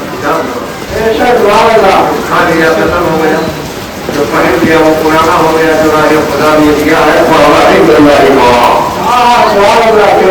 نزدیک باقی ہے، جو راہ خدا میں دے دیا کسی کے کام آ گیا وہی باقی ہے، اسی کو پتا ہے، اسی کو القیام جو کھا لیا ختم ہو گیا نا، مانتے ہو نہیں مانتے ہو، کھایا ختم ہو گیا، کیا جو کھانا کھائے تو ہے کیا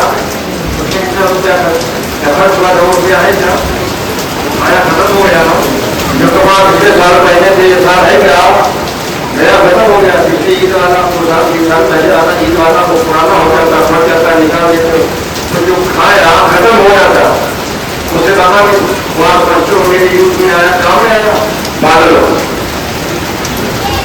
جو آپ نے پہن لیا وہ پرانا ہو جاتا عداوت ہو یا بنا لو اسے پتا نہیں جواب نہیں کہ پرانا ہو جائے گا پھینکنا ہی پڑے گا نکالنا ہی پڑے گا، تو پتا کس کو ہے جو اللہ کے نام اور وہی کا قیامت میں کام آنے والا وہی کا قیامت میں کام آنے والا ہے۔ آپ سب کو بولنا چاہتے آپ نے بولیں گے سبحان اللہ۔ ماں بہنیں صدیق اکبر کی صحبت سے مالا مال ہونا چاہتی ہے، سبحان اللہ مانتا اللہ۔ ابھی سے بات سناؤ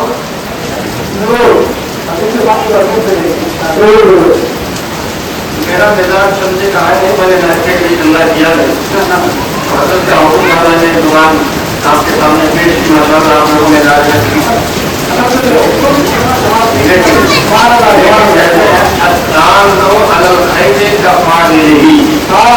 ضابطہ ہے خیر کی طرف رہنمائی کرنے والا اتنا ہی ثواب پاتا ہے جتنا دینے والا کرنے والا، آپ نے جتنا دیا روپیہ اس کا ثواب مجھے نہیں ملا، اس لیے کہ میں نے آپ کو کرتے ہوئے ثواب پہ میں بھی شریک ہوں اور 500 روپیہ میں بھی اپنی طرف سے اس میں ایڈ کرتا ہوں۔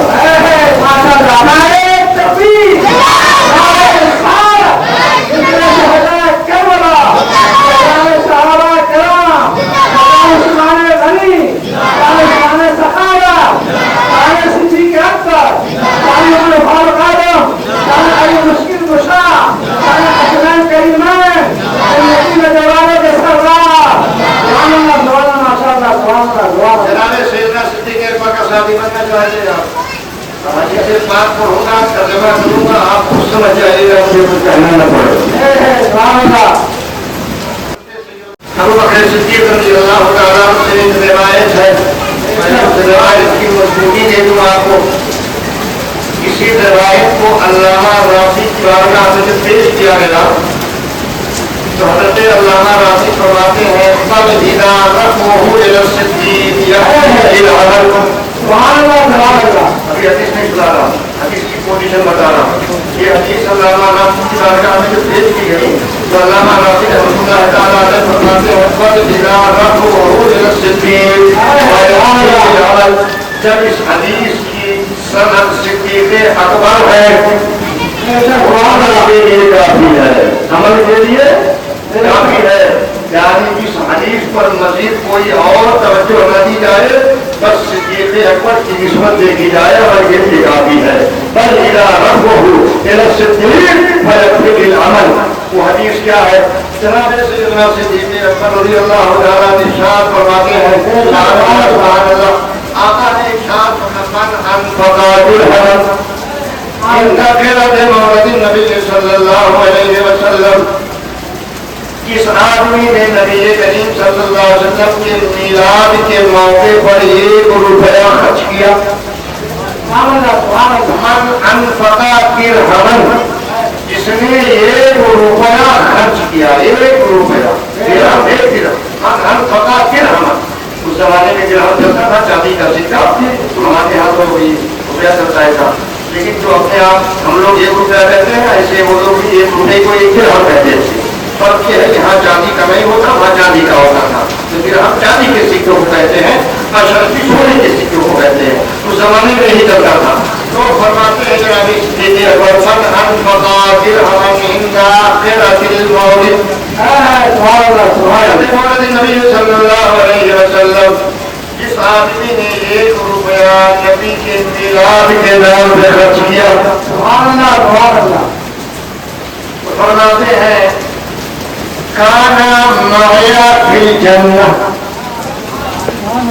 کانا معیا فی الجنہ، کل وہ میرے ساتھ جنت میں ہوگا۔ میلاد مصطفیٰ کی اس قدر عظمت کہ آقا صدیق اکبر فرماتے ہیں کانا الجنہ، کل میرے ساتھ جنت میں ہوگا. اور ایک روایت میں آیا کانا رفیقی فی الجنہ، جنت میں میرا وہ دوست ہوگا. اور تیسری روایت بھی اسی سلسلے میں ہے، فرماتے ہیں فانا طالبہ فی صفوف القیامہ، میں اسے قیامت کی صفوں میں ڈھونڈوں گا. جس نے نبی کے میلاد میں 1 روپیہ خرچ کیا ہے، میں اسے قیامت میں ڈھونڈوں گا. وہ بندہ ہے کہاں؟ اور اسے پکڑوں گا. انا طالبہ فی صفوف القیامہ، قیامت کی صفوں میں ڈھونڈوں گا. اور میں اسے جنت میں لے جانے والا. سبحان اللہ، سبحان اللہ، ماشاء اللہ. تمہارا کیا برکت ہے. ایک درہم خرچ کرنے پر، 1 روپیہ خرچ کرنے پر اتنا بڑا انعام جناب صدیق اکبر دے رہے ہیں. پوچھا گیا کہ جناب صدیق اکبر 1 روپیہ اتنا بڑا انعام؟ کہا 1 روپیہ نہ دے میرے نبی کی نسبت کرے، نبی کے تعلق کو دے. اس لیے میں آپ سے گزارش کرتا ہوں، آپ اس اسٹیج کو نہ دیکھیں، مجھے نہ دیکھیں، اپنے امام کو نہ دیکھیں، اس محلے کو نہ دیکھیں. اس رجسٹر سے کی، اس اسٹیج کی، اس مجلس کی نسبت کا خیال کریں. کس سے منظور ہے؟ شہدائے کربلا، شہدائے کربلا. اگر شہدائے کربلا نے یہ کل بروزے قیامت ٹھان لیا اپنے غلاموں کی بخشش کرنا ہے، تو ان غلاموں میں آپ لوگ بھی آئیں گے. ان کا ذکر کرنے والے ہیں اور ان کا ذکر سننے والے ہیں. تو میری خدمت کے لیے ہو جاتے ہیں، مجھے شرم ہے. ابھی آج میں پہنچا تو فوراً تولیہ لے کر میرے پیشانی سے پانی پہنچ میں کروا دیا. بتائیے یہ کیا؟ کہاں میں کمائی، کہاں میں کمائی. یہ بہت بڑی بات. یہ چھوٹی چھوٹی ادائیں جو ہوتی ہیں آدمی کے دل میں گھر کر جاتی. میں کیا سمجھوں اسے آپ نہیں بتاؤں. آپ میں سے کوئی نہیں آیا کہ مولانا آ رہے ہیں تھکے مارے ہوں گے، گلاس پانی دے دوں. یہ ذمہ داروں میں ڈال دیا آپ نے. ہو سکتا ہے آپ یہاں سے دور رہتے ہو، لیکن کبھی وقت پر حاضری کی جا سکتی ہے نا، مگر دل میں نہیں آیا. روز اگلے بہت دور ہوتے ہیں. میرا نہیں، کوئی پرانا تعلق نہیں. نہ سے کوئی پرانا تعلق نہیں. نہ میں حضرت کو جانتا تھا، شاید حضرت مجھے جانتے رہے ہوں درگاہ شریف کی مناسبت سے، مگر میں حضرت کو نہیں جانتا، کوئی تعلق نہیں. لیکن ابھی آنے پر بارش کا پانی میرے پیشانی سے پہنچنا ہی کیا ہے؟ اخلاق کی اعلیٰ ترین دلیل ہے. تو جو اخلاق و محبت میں یہاں پا رہا ہوں الحمدللہ بہت خوش ہوں. عالم رسول ہو کر، سید سادہ ہو کر آج وہ چائے لے کر پہنچے اپنے آپ. میں نے منع کیا قیامت میں اللہ رسول کو کیا جواب دوں گا کہ عالم رسول سے خدمت دے گا. میں نے سید صاحب سے آپ سے چائے میرے لیے نہیں لانا، بچوں کو لے کسی دوسرے بچے کو بچا حضرت کے ساتھ. تو یہ خدمت ہے. پتا نہیں مجھ میں کیا بات ہے، مجھے کیا دیکھ لیا، لیکن میں مان لیا نہیں مان لیا بات کی بات ہے. میں اتنا دیکھ رہا ہوں کہ وہ کس طرح سے اس کے سلوک سے پیش آ رہے ہیں. اللہ ان کی اقبال کو بلند فرمائے، سید صاحب کو عروج و عزت عطا فرمائے، امام صاحب کی عمر میں برکت عطا فرمائے، مؤذن صاحب کو شاد و آباد رکھے، کہ ان کے اخلاق کو اللہ تعالیٰ ایسے ہی زندہ پائندہ رکھے. اور میں آپ تمام آئے ہوئے دینی بھائیوں کو تو اس مجلس پاک میں حاضری کی آپ سب کے لیے دعا ہو. اللہ تعالیٰ آپ کو بلندی عطا فرمائے، آپ خوشحال رکھے، آپ سب کو آباد رکھے. ایسے ہی محفلیں قائم کرنے کی دن بڑی توفیق عطا فرمائے. ہر اچھے نیک کام میں بڑھ کر لوگوں سے اور بڑھ کر حصہ لینے کی توفیق عطا فرمائے. ماں بہنوں کو اللہ شاد و آباد رکھے. آپ سب کے علم میں، عمر میں، مال میں، صحت میں، عافیت میں، حیات میں، سب میں برکت عطا فرمائے. اسی طرح سے جشن امام عالی مقام مناتے رہنے کی توفیق سے مالا مال. عثمان غنی رضی اللہ تعالیٰ کی سخاوت کے چند نمونے چیزوں میں نے پیش کیا. اور انہیں کے حالات میں ہوں گا تو کافی ہو جائے گا. چلتے ہیں، سمجھتے ہیں، آگے بڑھتے ہیں. جیسے کہ عثمان غنی رضی اللہ تعالیٰ جنہوں نے آقائے کائنات صلی اللہ علیہ وسلم کی جانشینی کا حق ادا فرمایا. سخاوت تو آپ کی مشہور تھی ہی، ایک بڑا نمایاں کام جو آپ نے انجام دیا ہے وہ ہے قرآن حسین. جو قرآن ہمارے آپ کے ہاتھوں میں ہے نا، جامع قرآن آپ ہی کو کہا جاتا ہے. जामा कुरान। कुरान की क्या पोजीशन थी? कुरान की पोजीशन ये थी कि जब अल्लाह ताला की तरफ से कोई पैगाम अल्लाह के नबी सल्लल्लाहु अलैहि वसल्लम की बारगाह में जिब्रील अमीन लेकर आते तो हज़रत जिब्रील अमीन रज़ियल्लाहु अलैहि जब आका को कुरान की आयत बताते तो मेरे आका उसे सुन लेते और याद करते। वही याद करो जिब्रील अमीन आए वही लेकर आका ने सुना उसे याद करता और याद करने के बाद उसे दूसरे सहाबी को बताते, वो सहाबी भी याद कर लेते और आका ने 10 लोगों अलग अलग वक्तों में मुतय्यन किया था वही की लिखने की जिम्मेदारी उन्हें और हुक्म दिया था कि जब कोई आयत उतरेगी याद करने के लिए कहा जाएगा तो याद भी कर दिया जाए उसे और उसे लिख भी दिया जाए। उसी में हज़रत अमीर मुआविया भी आते हैं, ज़ैद बिन साबित भी आते हैं, ये साथ तो आकाए कायनात को जब वही का नज़ूर होता और मेरे आका याद करते और सहाबी को याद कराते लिखने का हुक्म देते। इस पर लिखा जाएगा कागज तो था नहीं उस वक्त, ऊँट की हड्डियाँ थी मोटी मोटी, इन हड्डियों पर लिख दिया गया। चमड़े थे, चमड़े पर लिख दिया जाता, चमड़े पर लिख दिया जाता और उसकी हड्डियों पर लिख दिया जाता और याद भी करा दिया। कुरान की आयतें उतरती रही 23 साल का अरसा गुजरा, पूरा कुरान नाज़िल हो गया। मैदान अरफात में जबल रहमत के पास जहाँ माँ हव्वा और हज़रत आदम की मुलाकात हुई थी, पिछली मजलिस में बता चुका हूँ, उसी मकाम पर आखिरी आयत नाज़िल हुई। वहाँ पर आखिरी आयत नाज़िल हुई, अल-यौम अकमलतु लकुम दीनकुम नाज़िल हुई। जब वही का सिलसिला खत्म हो गया कि थोड़ा इसमें से लेकर अल-यौम अकमलतु लकुम दीनकुम तक पूरी आयत नाज़िल हो गई। इसको हम लोग यूँ कहें कि सूरह फातिहा से लेकर सूरह नास तक सब नाज़िल हो गई। तो ये सरकार के ज़माने में जमा नहीं, मेरे आका ने याद किया हाफिज़ कुरान सबसे पहले मेरे मुस्तफा, हाफिज़ कुरान सबसे पहले मेरे मुस्तफा है, फिर सहाबा है। इस तरह से सिलसिला बढ़ता रहा, आज आलम में हज़ारों हाफिज़ पाए जा रहे हैं। तो हाफिज़ वो होते थे और जिसे आप लिखने के लिए होते थे वो भी हाफिज़ होते थे, उनके सहाबा भी याद करते थे। तो लिखने की जिम्मेदारी 10 की थी, 10 कातिबाने वही उसे लिख दिया। तो हड्डी पे लिखा हुआ, चमड़े पे लिखा हुआ। दौर सिद्दीकी आया, अभी तक कुरान जमा नहीं था।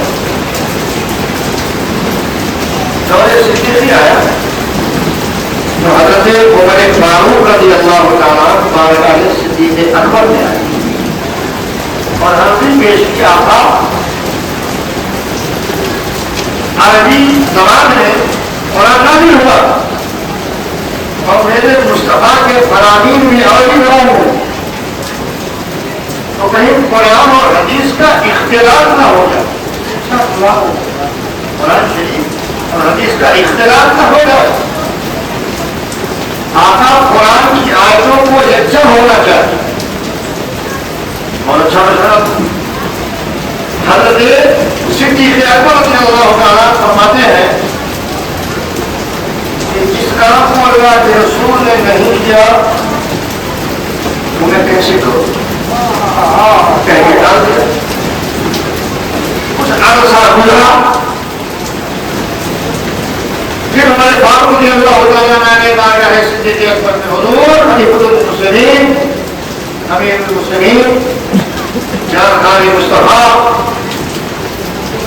मैं ये जो कह रहा हूँ ये खैर की चीज है, अच्छी चीज है, आप कबूल फरमाए। कुरान जमा हो जाए, कुरान की आयतें जमा हो जाए। जनाब सिद्दीक़ अकबर रज़ियल्लाहु ताला ने दूसरे मौके पर यही इरशाद फरमाया, जो काम अल्लाह के रसूल ने नहीं किया वहाँ कैसे करो।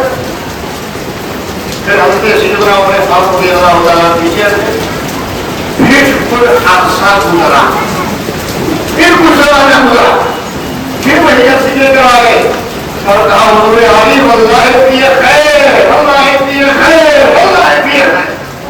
جناب صدیق اکبر قسم کھاتے کہتا ہوں اس میں خیر ہے، خیر ہے، خیر ہے، ضرور قرآن آیتیں جمع ہونا چاہیے۔ حضرت صدیق اکبر فرماتے ہیں جب تیسری بار وہ منائے حتی انشاء اللہ صدری، فرماتے اللہ نے میرا سینہ اس کام کے لیے کھول دیا، اور پر یہ بات روشن ہو گئی کہ ہاں عمر جو کہہ رہے ہیں ٹھیک ہے تو ہونا چاہیے۔ حضرت سیدنا صدیق اکبر نے اجازت دی، کیا دی؟ کتنا یہ کام تھا؟ اب یہاں ایک بات اور کہوں گا، اجازت نہیں دی تھی تو عمر فاروق نے کام کیا نہیں کیا؟ بولو کیا؟ بہت بہادر تھے، پھر بھی نہیں کیا، بہت بہادر تھے، اتنے بہادر تھے کہ ان کو دیکھ کر ابو جہل اپنا کروانا بند کر دیتا تھا، تب سے سٹکی نہیں ملا رہی۔ اور ابو جہل کیا بڑے بڑے شیاطین میرے آقا فرماتے ہیں جتنے والے جن سے میں اپنے نگاہ نبوت سے دیکھتا ہوں کہ میرا عمر جس گلی سے گزر جاتا ہے سارے شیاطین بھاگ جاتے ہیں۔ آپ کی عمر فاروق کی جب تک صدیق اکبر کی اجازت نہیں ملی، اگرچہ یہ کام بہتر تھا، اچھا تھا، خیر کا تھا کیا، امام شافعی کو کوئی کام جب چل رہا ہو امام سے اجازت دے دیا کرو، ماں باپ سے اجازت دے دیا کرو، پڑھے لکھے سے اجازت دے دیا کرو۔ ہمارے نوجوان بچے جو ہے دین میں بھی کچھ ایسے کام انجام دیتے ہیں جس کا دین سمجھ کے لوگ کرتے ہیں مگر دین سے کوئی تعلق نہیں رہتا۔ بڑی ان کی سکھی حرکت ہے کہ پرسوں میں جو ماں باپ میں تو درگاہ ہی پہ رہتا ہوں نا،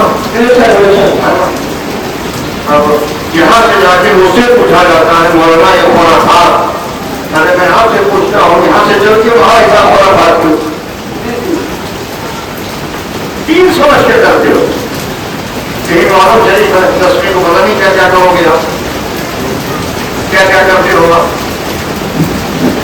جس کا تعلق شرع سے نہیں ہوتا، آپ کا اپنا خود کا انتخاب ہوتا جو بالکل غلط ہوتا، نہ اہل علم کی جزا ہوتی ہے اور نہ ہی علماء حق کی جزا ہوتی ہے، مگر آپ کرتے ہو، مگر آپ جو خیر نہیں ہے وہ کر ڈالتے ہو۔ مگر قرآن عمر فاروق کی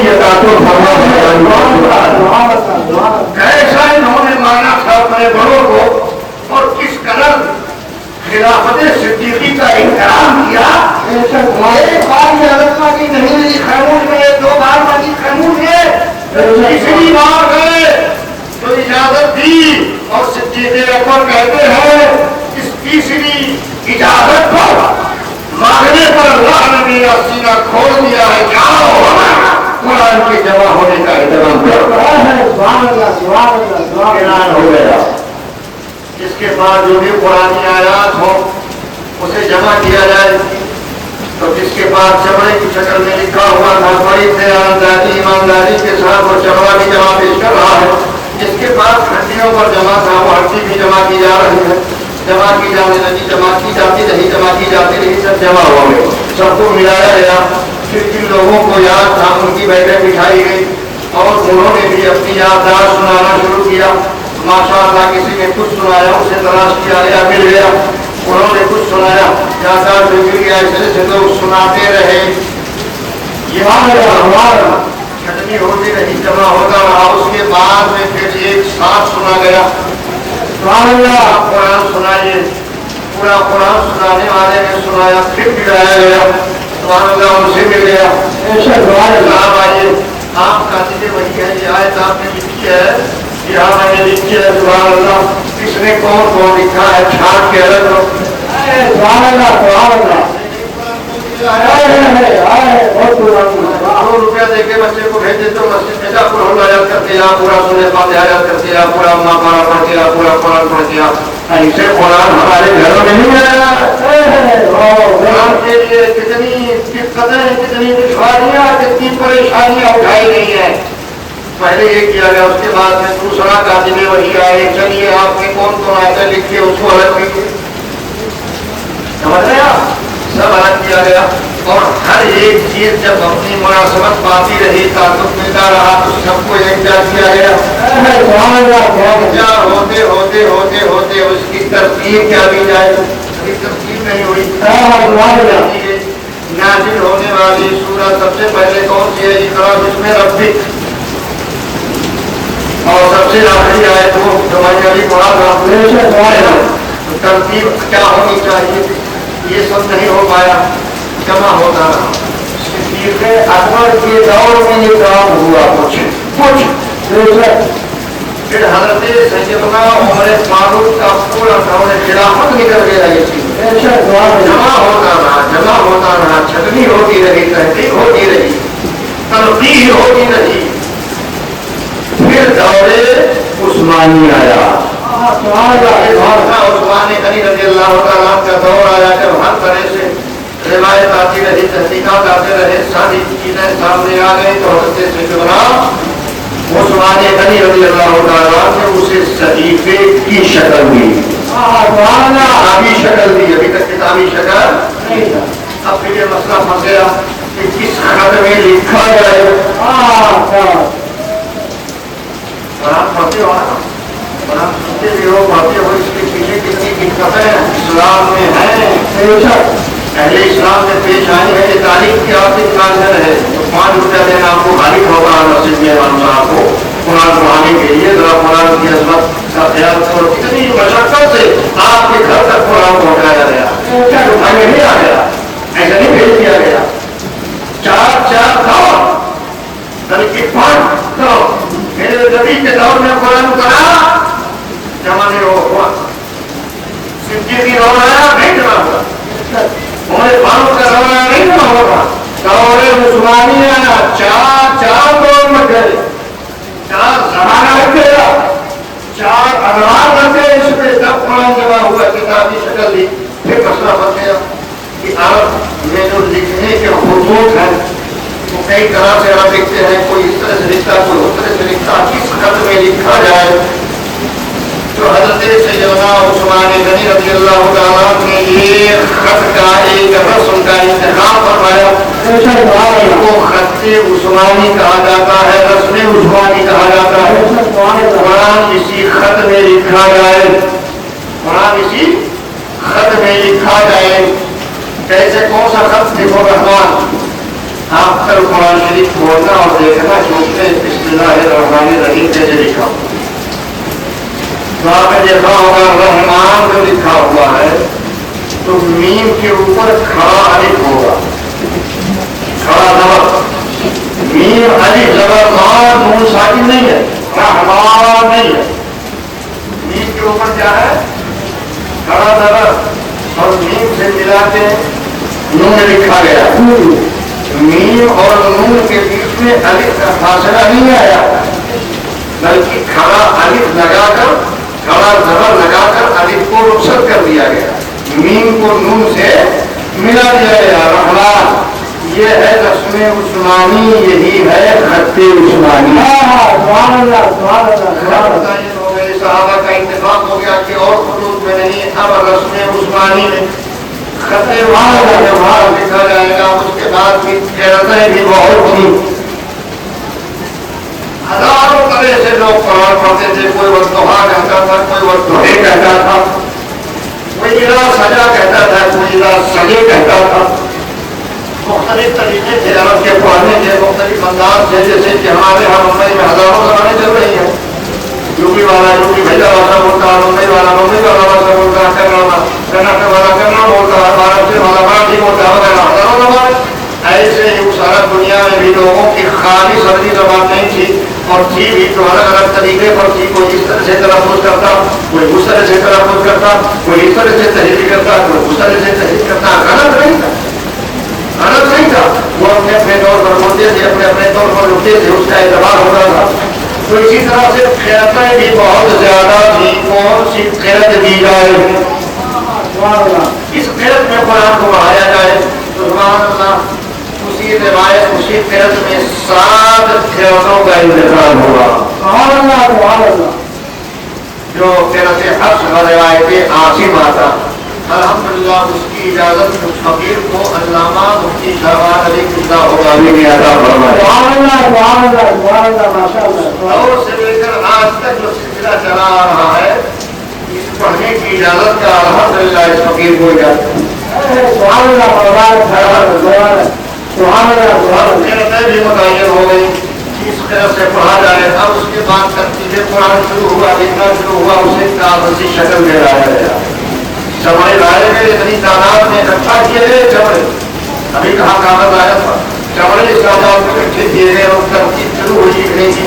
اسی چمڑے میں لکھتے لکھتے لکھتے ایک صحیفے کی شکل بنی تو صرف 3 پیس بنا.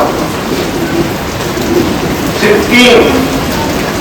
ایک جناب سیدنا عثمان غنی رضی اللہ تعالیٰ نے اپنے پاس رکھا اور ایک دارالخلافہ دارالعمارت میں جمع فرمایا اور ایک ماں عائشہ رضی اللہ تعالیٰ عنہ کی خدمت میں بھیج دیا.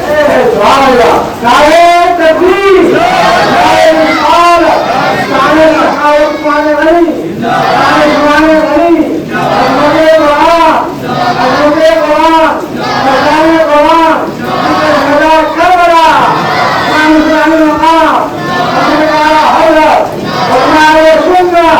سبحان اللہ سبحان اللہ. جناب سیدنا عثمان غنی رضی اللہ تعالیٰ کہیں کنواں کھود کر وہاں رہ رہے ہیں جنگ عشرت پر کام آ رہے ہیں. کہیں کنواں وقت کر رہے ہیں کہیں غریبوں کی مدد کر رہے ہیں کہیں مصطفیٰ کی دعوت اور غلام تقسیم کر رہے ہیں اور کہیں قرآن عظیم کو جمع کر کے امت کے لیے ایک قربانی کی ہے. ہمارے اسلاف نے تب اسلامی ضابطہ ہم تک پہنچا ہے. دور میں گیا سرکار کے دور میں لکھا گیا یاد کیا گیا. صدیقی دور میں بھی لکھا گیا یاد کیا گیا. عمر فاروق کے دور میں بھی لکھا گیا یاد کیا گیا. دور عثمانی آیا لکھا گیا یاد بھی کیا گیا. اس کے بعد اسے صحیفے کی شکل دی گئی. کام مکمل یہاں ہوا شروع ہوا تھا دور صدیقی میں. شروع ہوا تھا دور صدیقی کا میرے آقا ہی کے دور میں آیت آئی یاد کیا گیا. شروعات وہیں سے ہو گئی لیکن لکھنے کا جمع کرنے کا بعد کا اہتمام دور صدیقی سے شروع ہوا. تو دور صدیقی سے لے کر حضرت سیدنا عثمان غنی کے دور تک یہ قرآن مکمل ہو کر آج الحمدللہ ہمارے ہاتھوں میں ہے. جس کو پڑھ کر ہم برکتیں حاصل کرتے ہیں رحمتیں حاصل کرتا ہے اور پھر یہ مشقتیں الحمدللہ کی کتاب ہماری. دنیا کی کوئی بھی کتاب سے وہ دیکھنے سے ثواب نہیں ملے گا. دنیا کی کوئی بھی کتاب کو پڑھنے سے ثواب نہیں ملے گا. کوئی دنیا کی کتاب چھونے کا ثواب نہیں ملے گا. لیکن یہ قرآن مقدس کا اعجاز ہے. سبحان اللہ. دیکھو تو ثواب پڑھو تو ثواب چھو تو ثواب یاد کر کے سناؤ تو ثواب کسی سے سنو تو بھی ثواب. اللہ کا کلام ہے. اللہ کا کلام اس طرح سے جمع ہوا. اس مناسبت سے حضرت سیدنا عثمان غنی رضی اللہ تعالیٰ کو جامع قرآن کہا جاتا ہے. قرآن کو جمع کرنے والا. اس طرح آپ نے بنیادی کام انجام دی. فتوحات بھی آپ کے دور میں ہوئے. شہروں کو فتح کیا مملکتوں کو فتح کیا. اسلام کو عروج بخشا ترقی دی.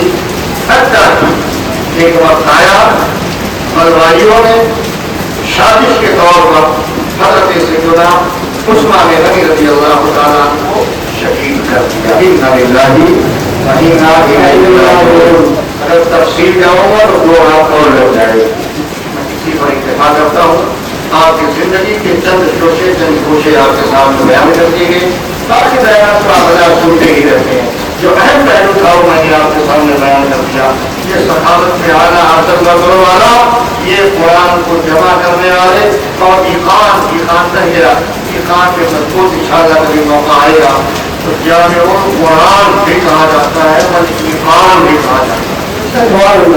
جامع القرآن اور ایقان کیا ہوتا ہے کبھی آپ لوگ تو لیجیے گا تو اس مجلس کا حصہ نہیں ہے. اب اس کے بعد جب آپ اللہ کو پیارے ہو گئے تو حضرت سیدنا شیر خدا خلیف اتحاد میں کہا جاتا ہے. مولا کائنات شیر خدا مسند خلافت پر چل رہا ہوتے ہیں. اہل بیت اطہار میں آتے ہیں. 5 خصوصی کرسیاں ہیں اہل بیت اطہار سے متعلق. اسی لیے گفتگو انشاءاللہ کل ہوگی. اہل بیت اطہار میں بڑا اختلاف. اہل بیت تو اختلاف کلیئر کر دوں آج. باقی باتیں انشاءاللہ کرو گفتگو نہیں کی جائے. علماء کرام کے بڑے اختلاف ہے. بعض نے کہا کہ قیامت تک جتنے بھی نبی کے خاندان میں پیدا ہوتے رہیں گے سب اہل بیت ہیں. سب اہل بیت ہیں. اس مناسبت سے سادات کرام کا احترام سوال ہونا چاہیے. ہر سید کا احترام ہونا چاہیے. ان کا یہ فضل ان کی یہ عزت کسبی نہیں ہے. وہابی ہے کوئی خود سے سید ہو کے بنائے. پوری دنیا میں دوڑتا رہے گا سید نہیں بن پائے. کہ اللہ کا کرم ہوگا کہ وہ اسی نسل میں پیدا کرے گا تمام سید. سید ہونا اختیاری نہیں ہے, کسبی نہیں ہے. سید ہونا فقط وحی ہے. یہ اللہ کا جس پر خصوصی کرم ہو جاتا ہے. اللہ اپنے نبی کے خاندان میں سے پیدا. سید ہونا بڑا اعزاز. میرے نبی کی 3 ہی چیزیں تو ہیں جو قیامت تک جاری رہیں. نبی کی سیادت, نبی کی خلافت, نبی کی وراثت. اس پر بھی میری گفتگو ہوتی ہے لیکن یہ مجمع یہ موقع مناسب نہیں ہے. نبی کی سیادت, خلافت, وراثت سننا ہوگا تو کبھی دوسرے موقع پہ بلا لیجیے گا. پورا لیجیے گا انشاءاللہ الرحمن. میں اس پر گفتگو کر لوں گا. خلافت, سیادت, وراثت یہ تینوں ختم نہیں ہوگی. قیامت تک چلے گا. ان تینوں کا احترام ضروری ہے. سیادت کا مطلب میرے نبی کا خون جو منتقل ہوتا رہا, منتقل ہوتے ہوتے ہوتے قیامت تک. خلافت کا مطلب یہ جو میرے آقا نے خلافت صدیق اکبر کو دی. صدیق اکبر نے عمر فاروق کو, عمر فاروق نے حضرت عثمان کو, حضرت عثمان نے مولا کائنات کو, مولا کائنات نے حسن مصطفیٰ کو, حسن مصطفیٰ نے ہم حضرت امام حسین کو. اس طرح سے سلسلہ آگے بڑھتا رہا. امام باقر آئے, زین العابدین آئے, امام جعفر صادق آئے, علی حاضر آئے, پاک سے نیچے آؤ. پھر سلسلہ چلتے چلتے چلتے چلتے چلتے صابر پاک آ گئے, غریب نواز آ گئے. چلتا رہے گا, چلتے رہے گا. آپ ہی کی اس کی آبادی میں رہنے والی ذات کو سلسلہ چلتے چلتے علامہ عثمان ہوگا بھی, علامہ شاہباز علی قبلہ ہوگا بھی سے اس وقت چلتے چلتے وہ چلتے چلتے چلتے چلتے حضور مفتی اعظم ہند, حضور مفتی اعظم ہند سے سرکار سیدنا منانی میاں سے الحمدللہ منانی میاں سے ہوتے ہوئے اس وقت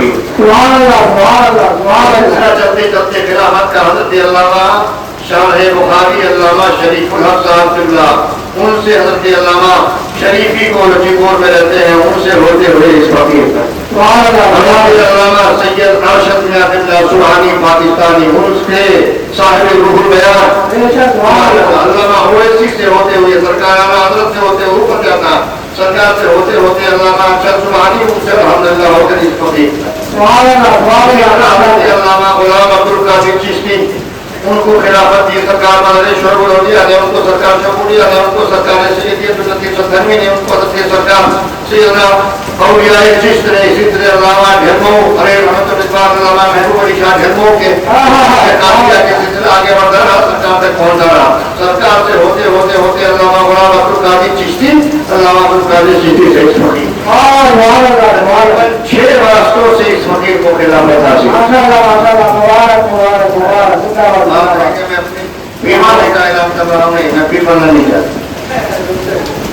مجھے میرے نبی نے جو خدمت دین کا روم دیا ہے وہی تعلیم رہے. ایک خلافت ہی پر لوگ ناغہ ہو جاتے ہیں. الحمدللہ فقیر کو 6 راستوں سے خلافت حاصل, 6 طرق سے خلافت حاصل ہے. میں 4 سلسلوں کا فیض یافتہ ہوں اور سنو موقع گیا ہی 4 راستوں سے جو 6 مشائخ سے مجھے حاصل ہے. سب کا خلیفہ اور مجاز آج حضرت حضرت علامہ خالد ربڑ صاحب کو بناتا ہوں. یہ حضرت ہے میں نے 6 راستوں سے ان سب کا خلیفہ اور مجاز حضرت کو بنایا.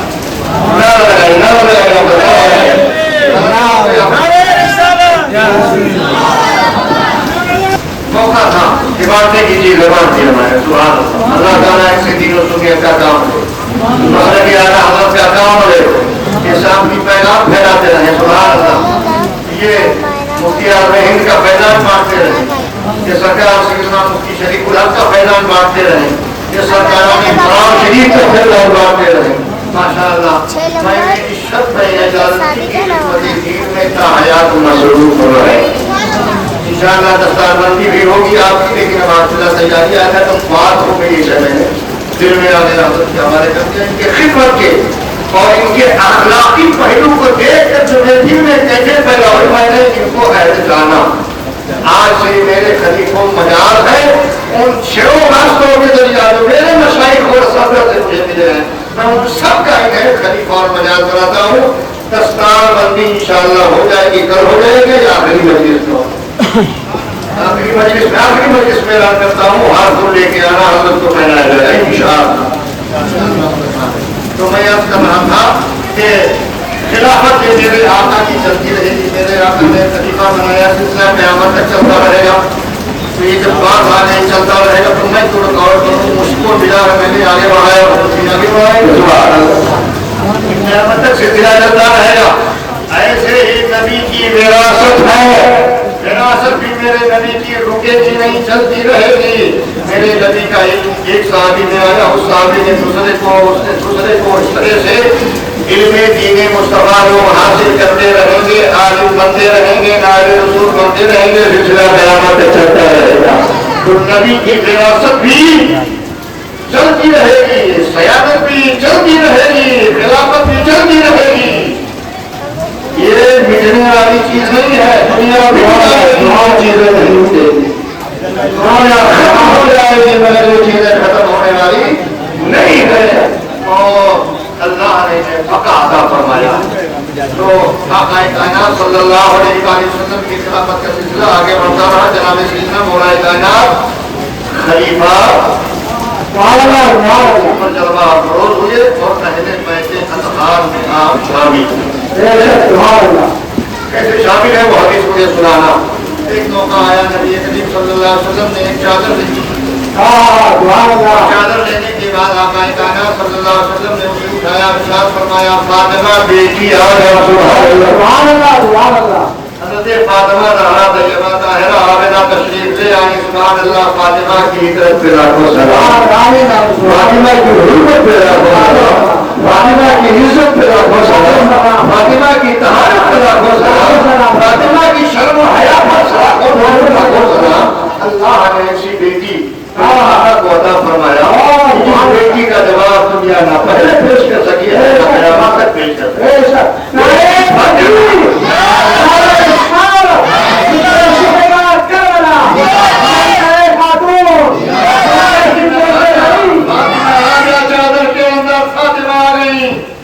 مولا کائنات شیر خدا کو فرمایا کہاں ہے مولا کائنات شیر خدا. مولا کائنات شیر خدا کہاں آ جاؤ چادر کے اندر. ہے چادر کے اندر. اینا حسن امام حسن کہاں بلاؤ میں شہزادے آ گئے چادر کے اندر. اینا حسین حسین کہاں بلاؤ آ گئے حسین اعظم. کتنے ہو گئے؟ کائنات شیر خدا آ گئے, فاطمہ زہرا آ گئی, حسن مصطفیٰ آ گئے, حسین اعظم آ گئے. چاروں آ گئے. جب چاروں آ گئے تو یہ 4 ہوئے نا. اب آقا نے وہ چادر کا سامنے والا حصہ اٹھا کے کچھ بھی اس میں چادر کسی کو کیا کہا جاتا یہ 5 تن ہے. پاک والی بات کافی بتاتا ہوں. 5 تن 5 تن ہو گئے. نبی کا تن, فاطمہ کا تن, حضرت فاطمہ کا تن, حسن کا تن, حسین کا تن. 5 تن. 5 مانے 5 فارسی لفظ ہے. 5 مانے 5 تن مانے تن 5 لوگ. یہ 5 لوگ ہو گئے. 5 کیسے؟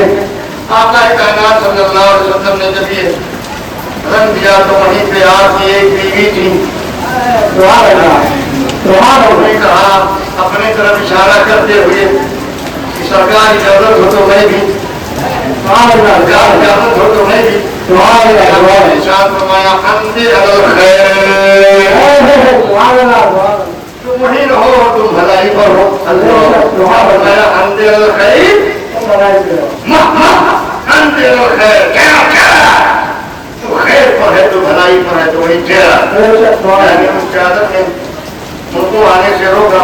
اور یہ 5 خربوزے کرسیاں، جب 5 خربوزے کرسیاں جمع ہو گئے سرکار کو لے کر تو میرے آقا نے دستے کرم اٹھایا، سبحان اللہ کے بعد میرے آقا فرماتے ہیں اللہم ہؤلاء اہل بیتی، سبحان اللہ یہ میرے پروردگار میری اہل بیت ہے، سبحان اللہ اے اللہ میری اہل بیت ہے، فاظہر عنہم الرجس ان سے ہر گندگی دور فرما دے، وطہرہم تطہیرا، اور اے میرے پروردگار میں خوب پاک و صاف و ستھرا بنا دے۔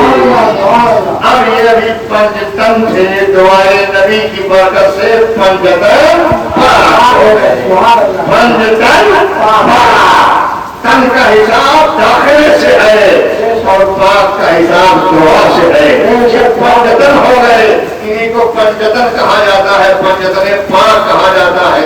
آقا نے بھی دعا کی اور یہ بھی یاد رہے نبی کی دعا رد نہیں ہوتی، نبی کی دعا رد نہیں ہوتی، نبی مستجاب الدعاء ہوتا ہے، جو بھی دعا کر دے اللہ اسے ضرور قبول فرماتا ہے، مستجاب الدعاء ہوتا ہے۔ جب نبی نے دعا کر دی اللہ نے قبول کر لیا تو ہماری زندگی کوئی پلیدگی کا خیال نہیں کیا جا سکتا ہے، اس لیے مصطفیٰ پاک تو تھے ہی اور ہے، علی بھی پاک ہو گئے، فاطمہ بھی پاک ہو گئی، حسن بھی پاک ہو گئے، حسین بھی پاک ہو گئے۔ کاش یزیدیوں کو سمجھ میں آ جائے اللہ پاک اللہ پاک اٹھ رہی ہے، اس حلق کو اٹھ رہی ہے جو حلق مولا پاک ہو چکا ہے۔ دعائے نبی صلی اللہ علیہ وسلم کا ثمرہ ہے اللہ کی طرف سے جس کی پاکی کا اعلان ہو چکا ہے۔ انما یرید اللہ لیذھب اہل البیت، اللہ تعالیٰ نے ارادہ فرما دیا اہل بیت سے ہر چیز کو دور کر دے، انہیں پاک کر دے، صاف کر دے۔ ادھر دعائے مصطفیٰ ہے تو اللہ بھی اپنے ارادے کا مالک ہے، ادھر سے بھی اشارہ ہے۔ آیت بھی عید کے لیے آیت تطہیر بن چکی ہے، حدیث بھی حدیث تطہیر بن چکی ہے، یہ 5 سے کرسیاں ہمیں پاک ہو چکے ہیں۔ اب انہی اہل بیت اطہار کے تعلق سے ہمارا اور آپ کا کیا کیسا تعلق ہونا چاہیے؟ آقا نے انہیں ہم نے چھوڑا، سبحان اللہ، ترکت فیکم الثقلین، میں نے تم میں 2 بھاری بھرکم چیزیں چھوڑی ہیں، میرے آقا 2 چیزیں کیا ہے؟ ان میں پہلا قرآن ہے، سبحان اللہ، دوسرا میری اہل بیت ہے۔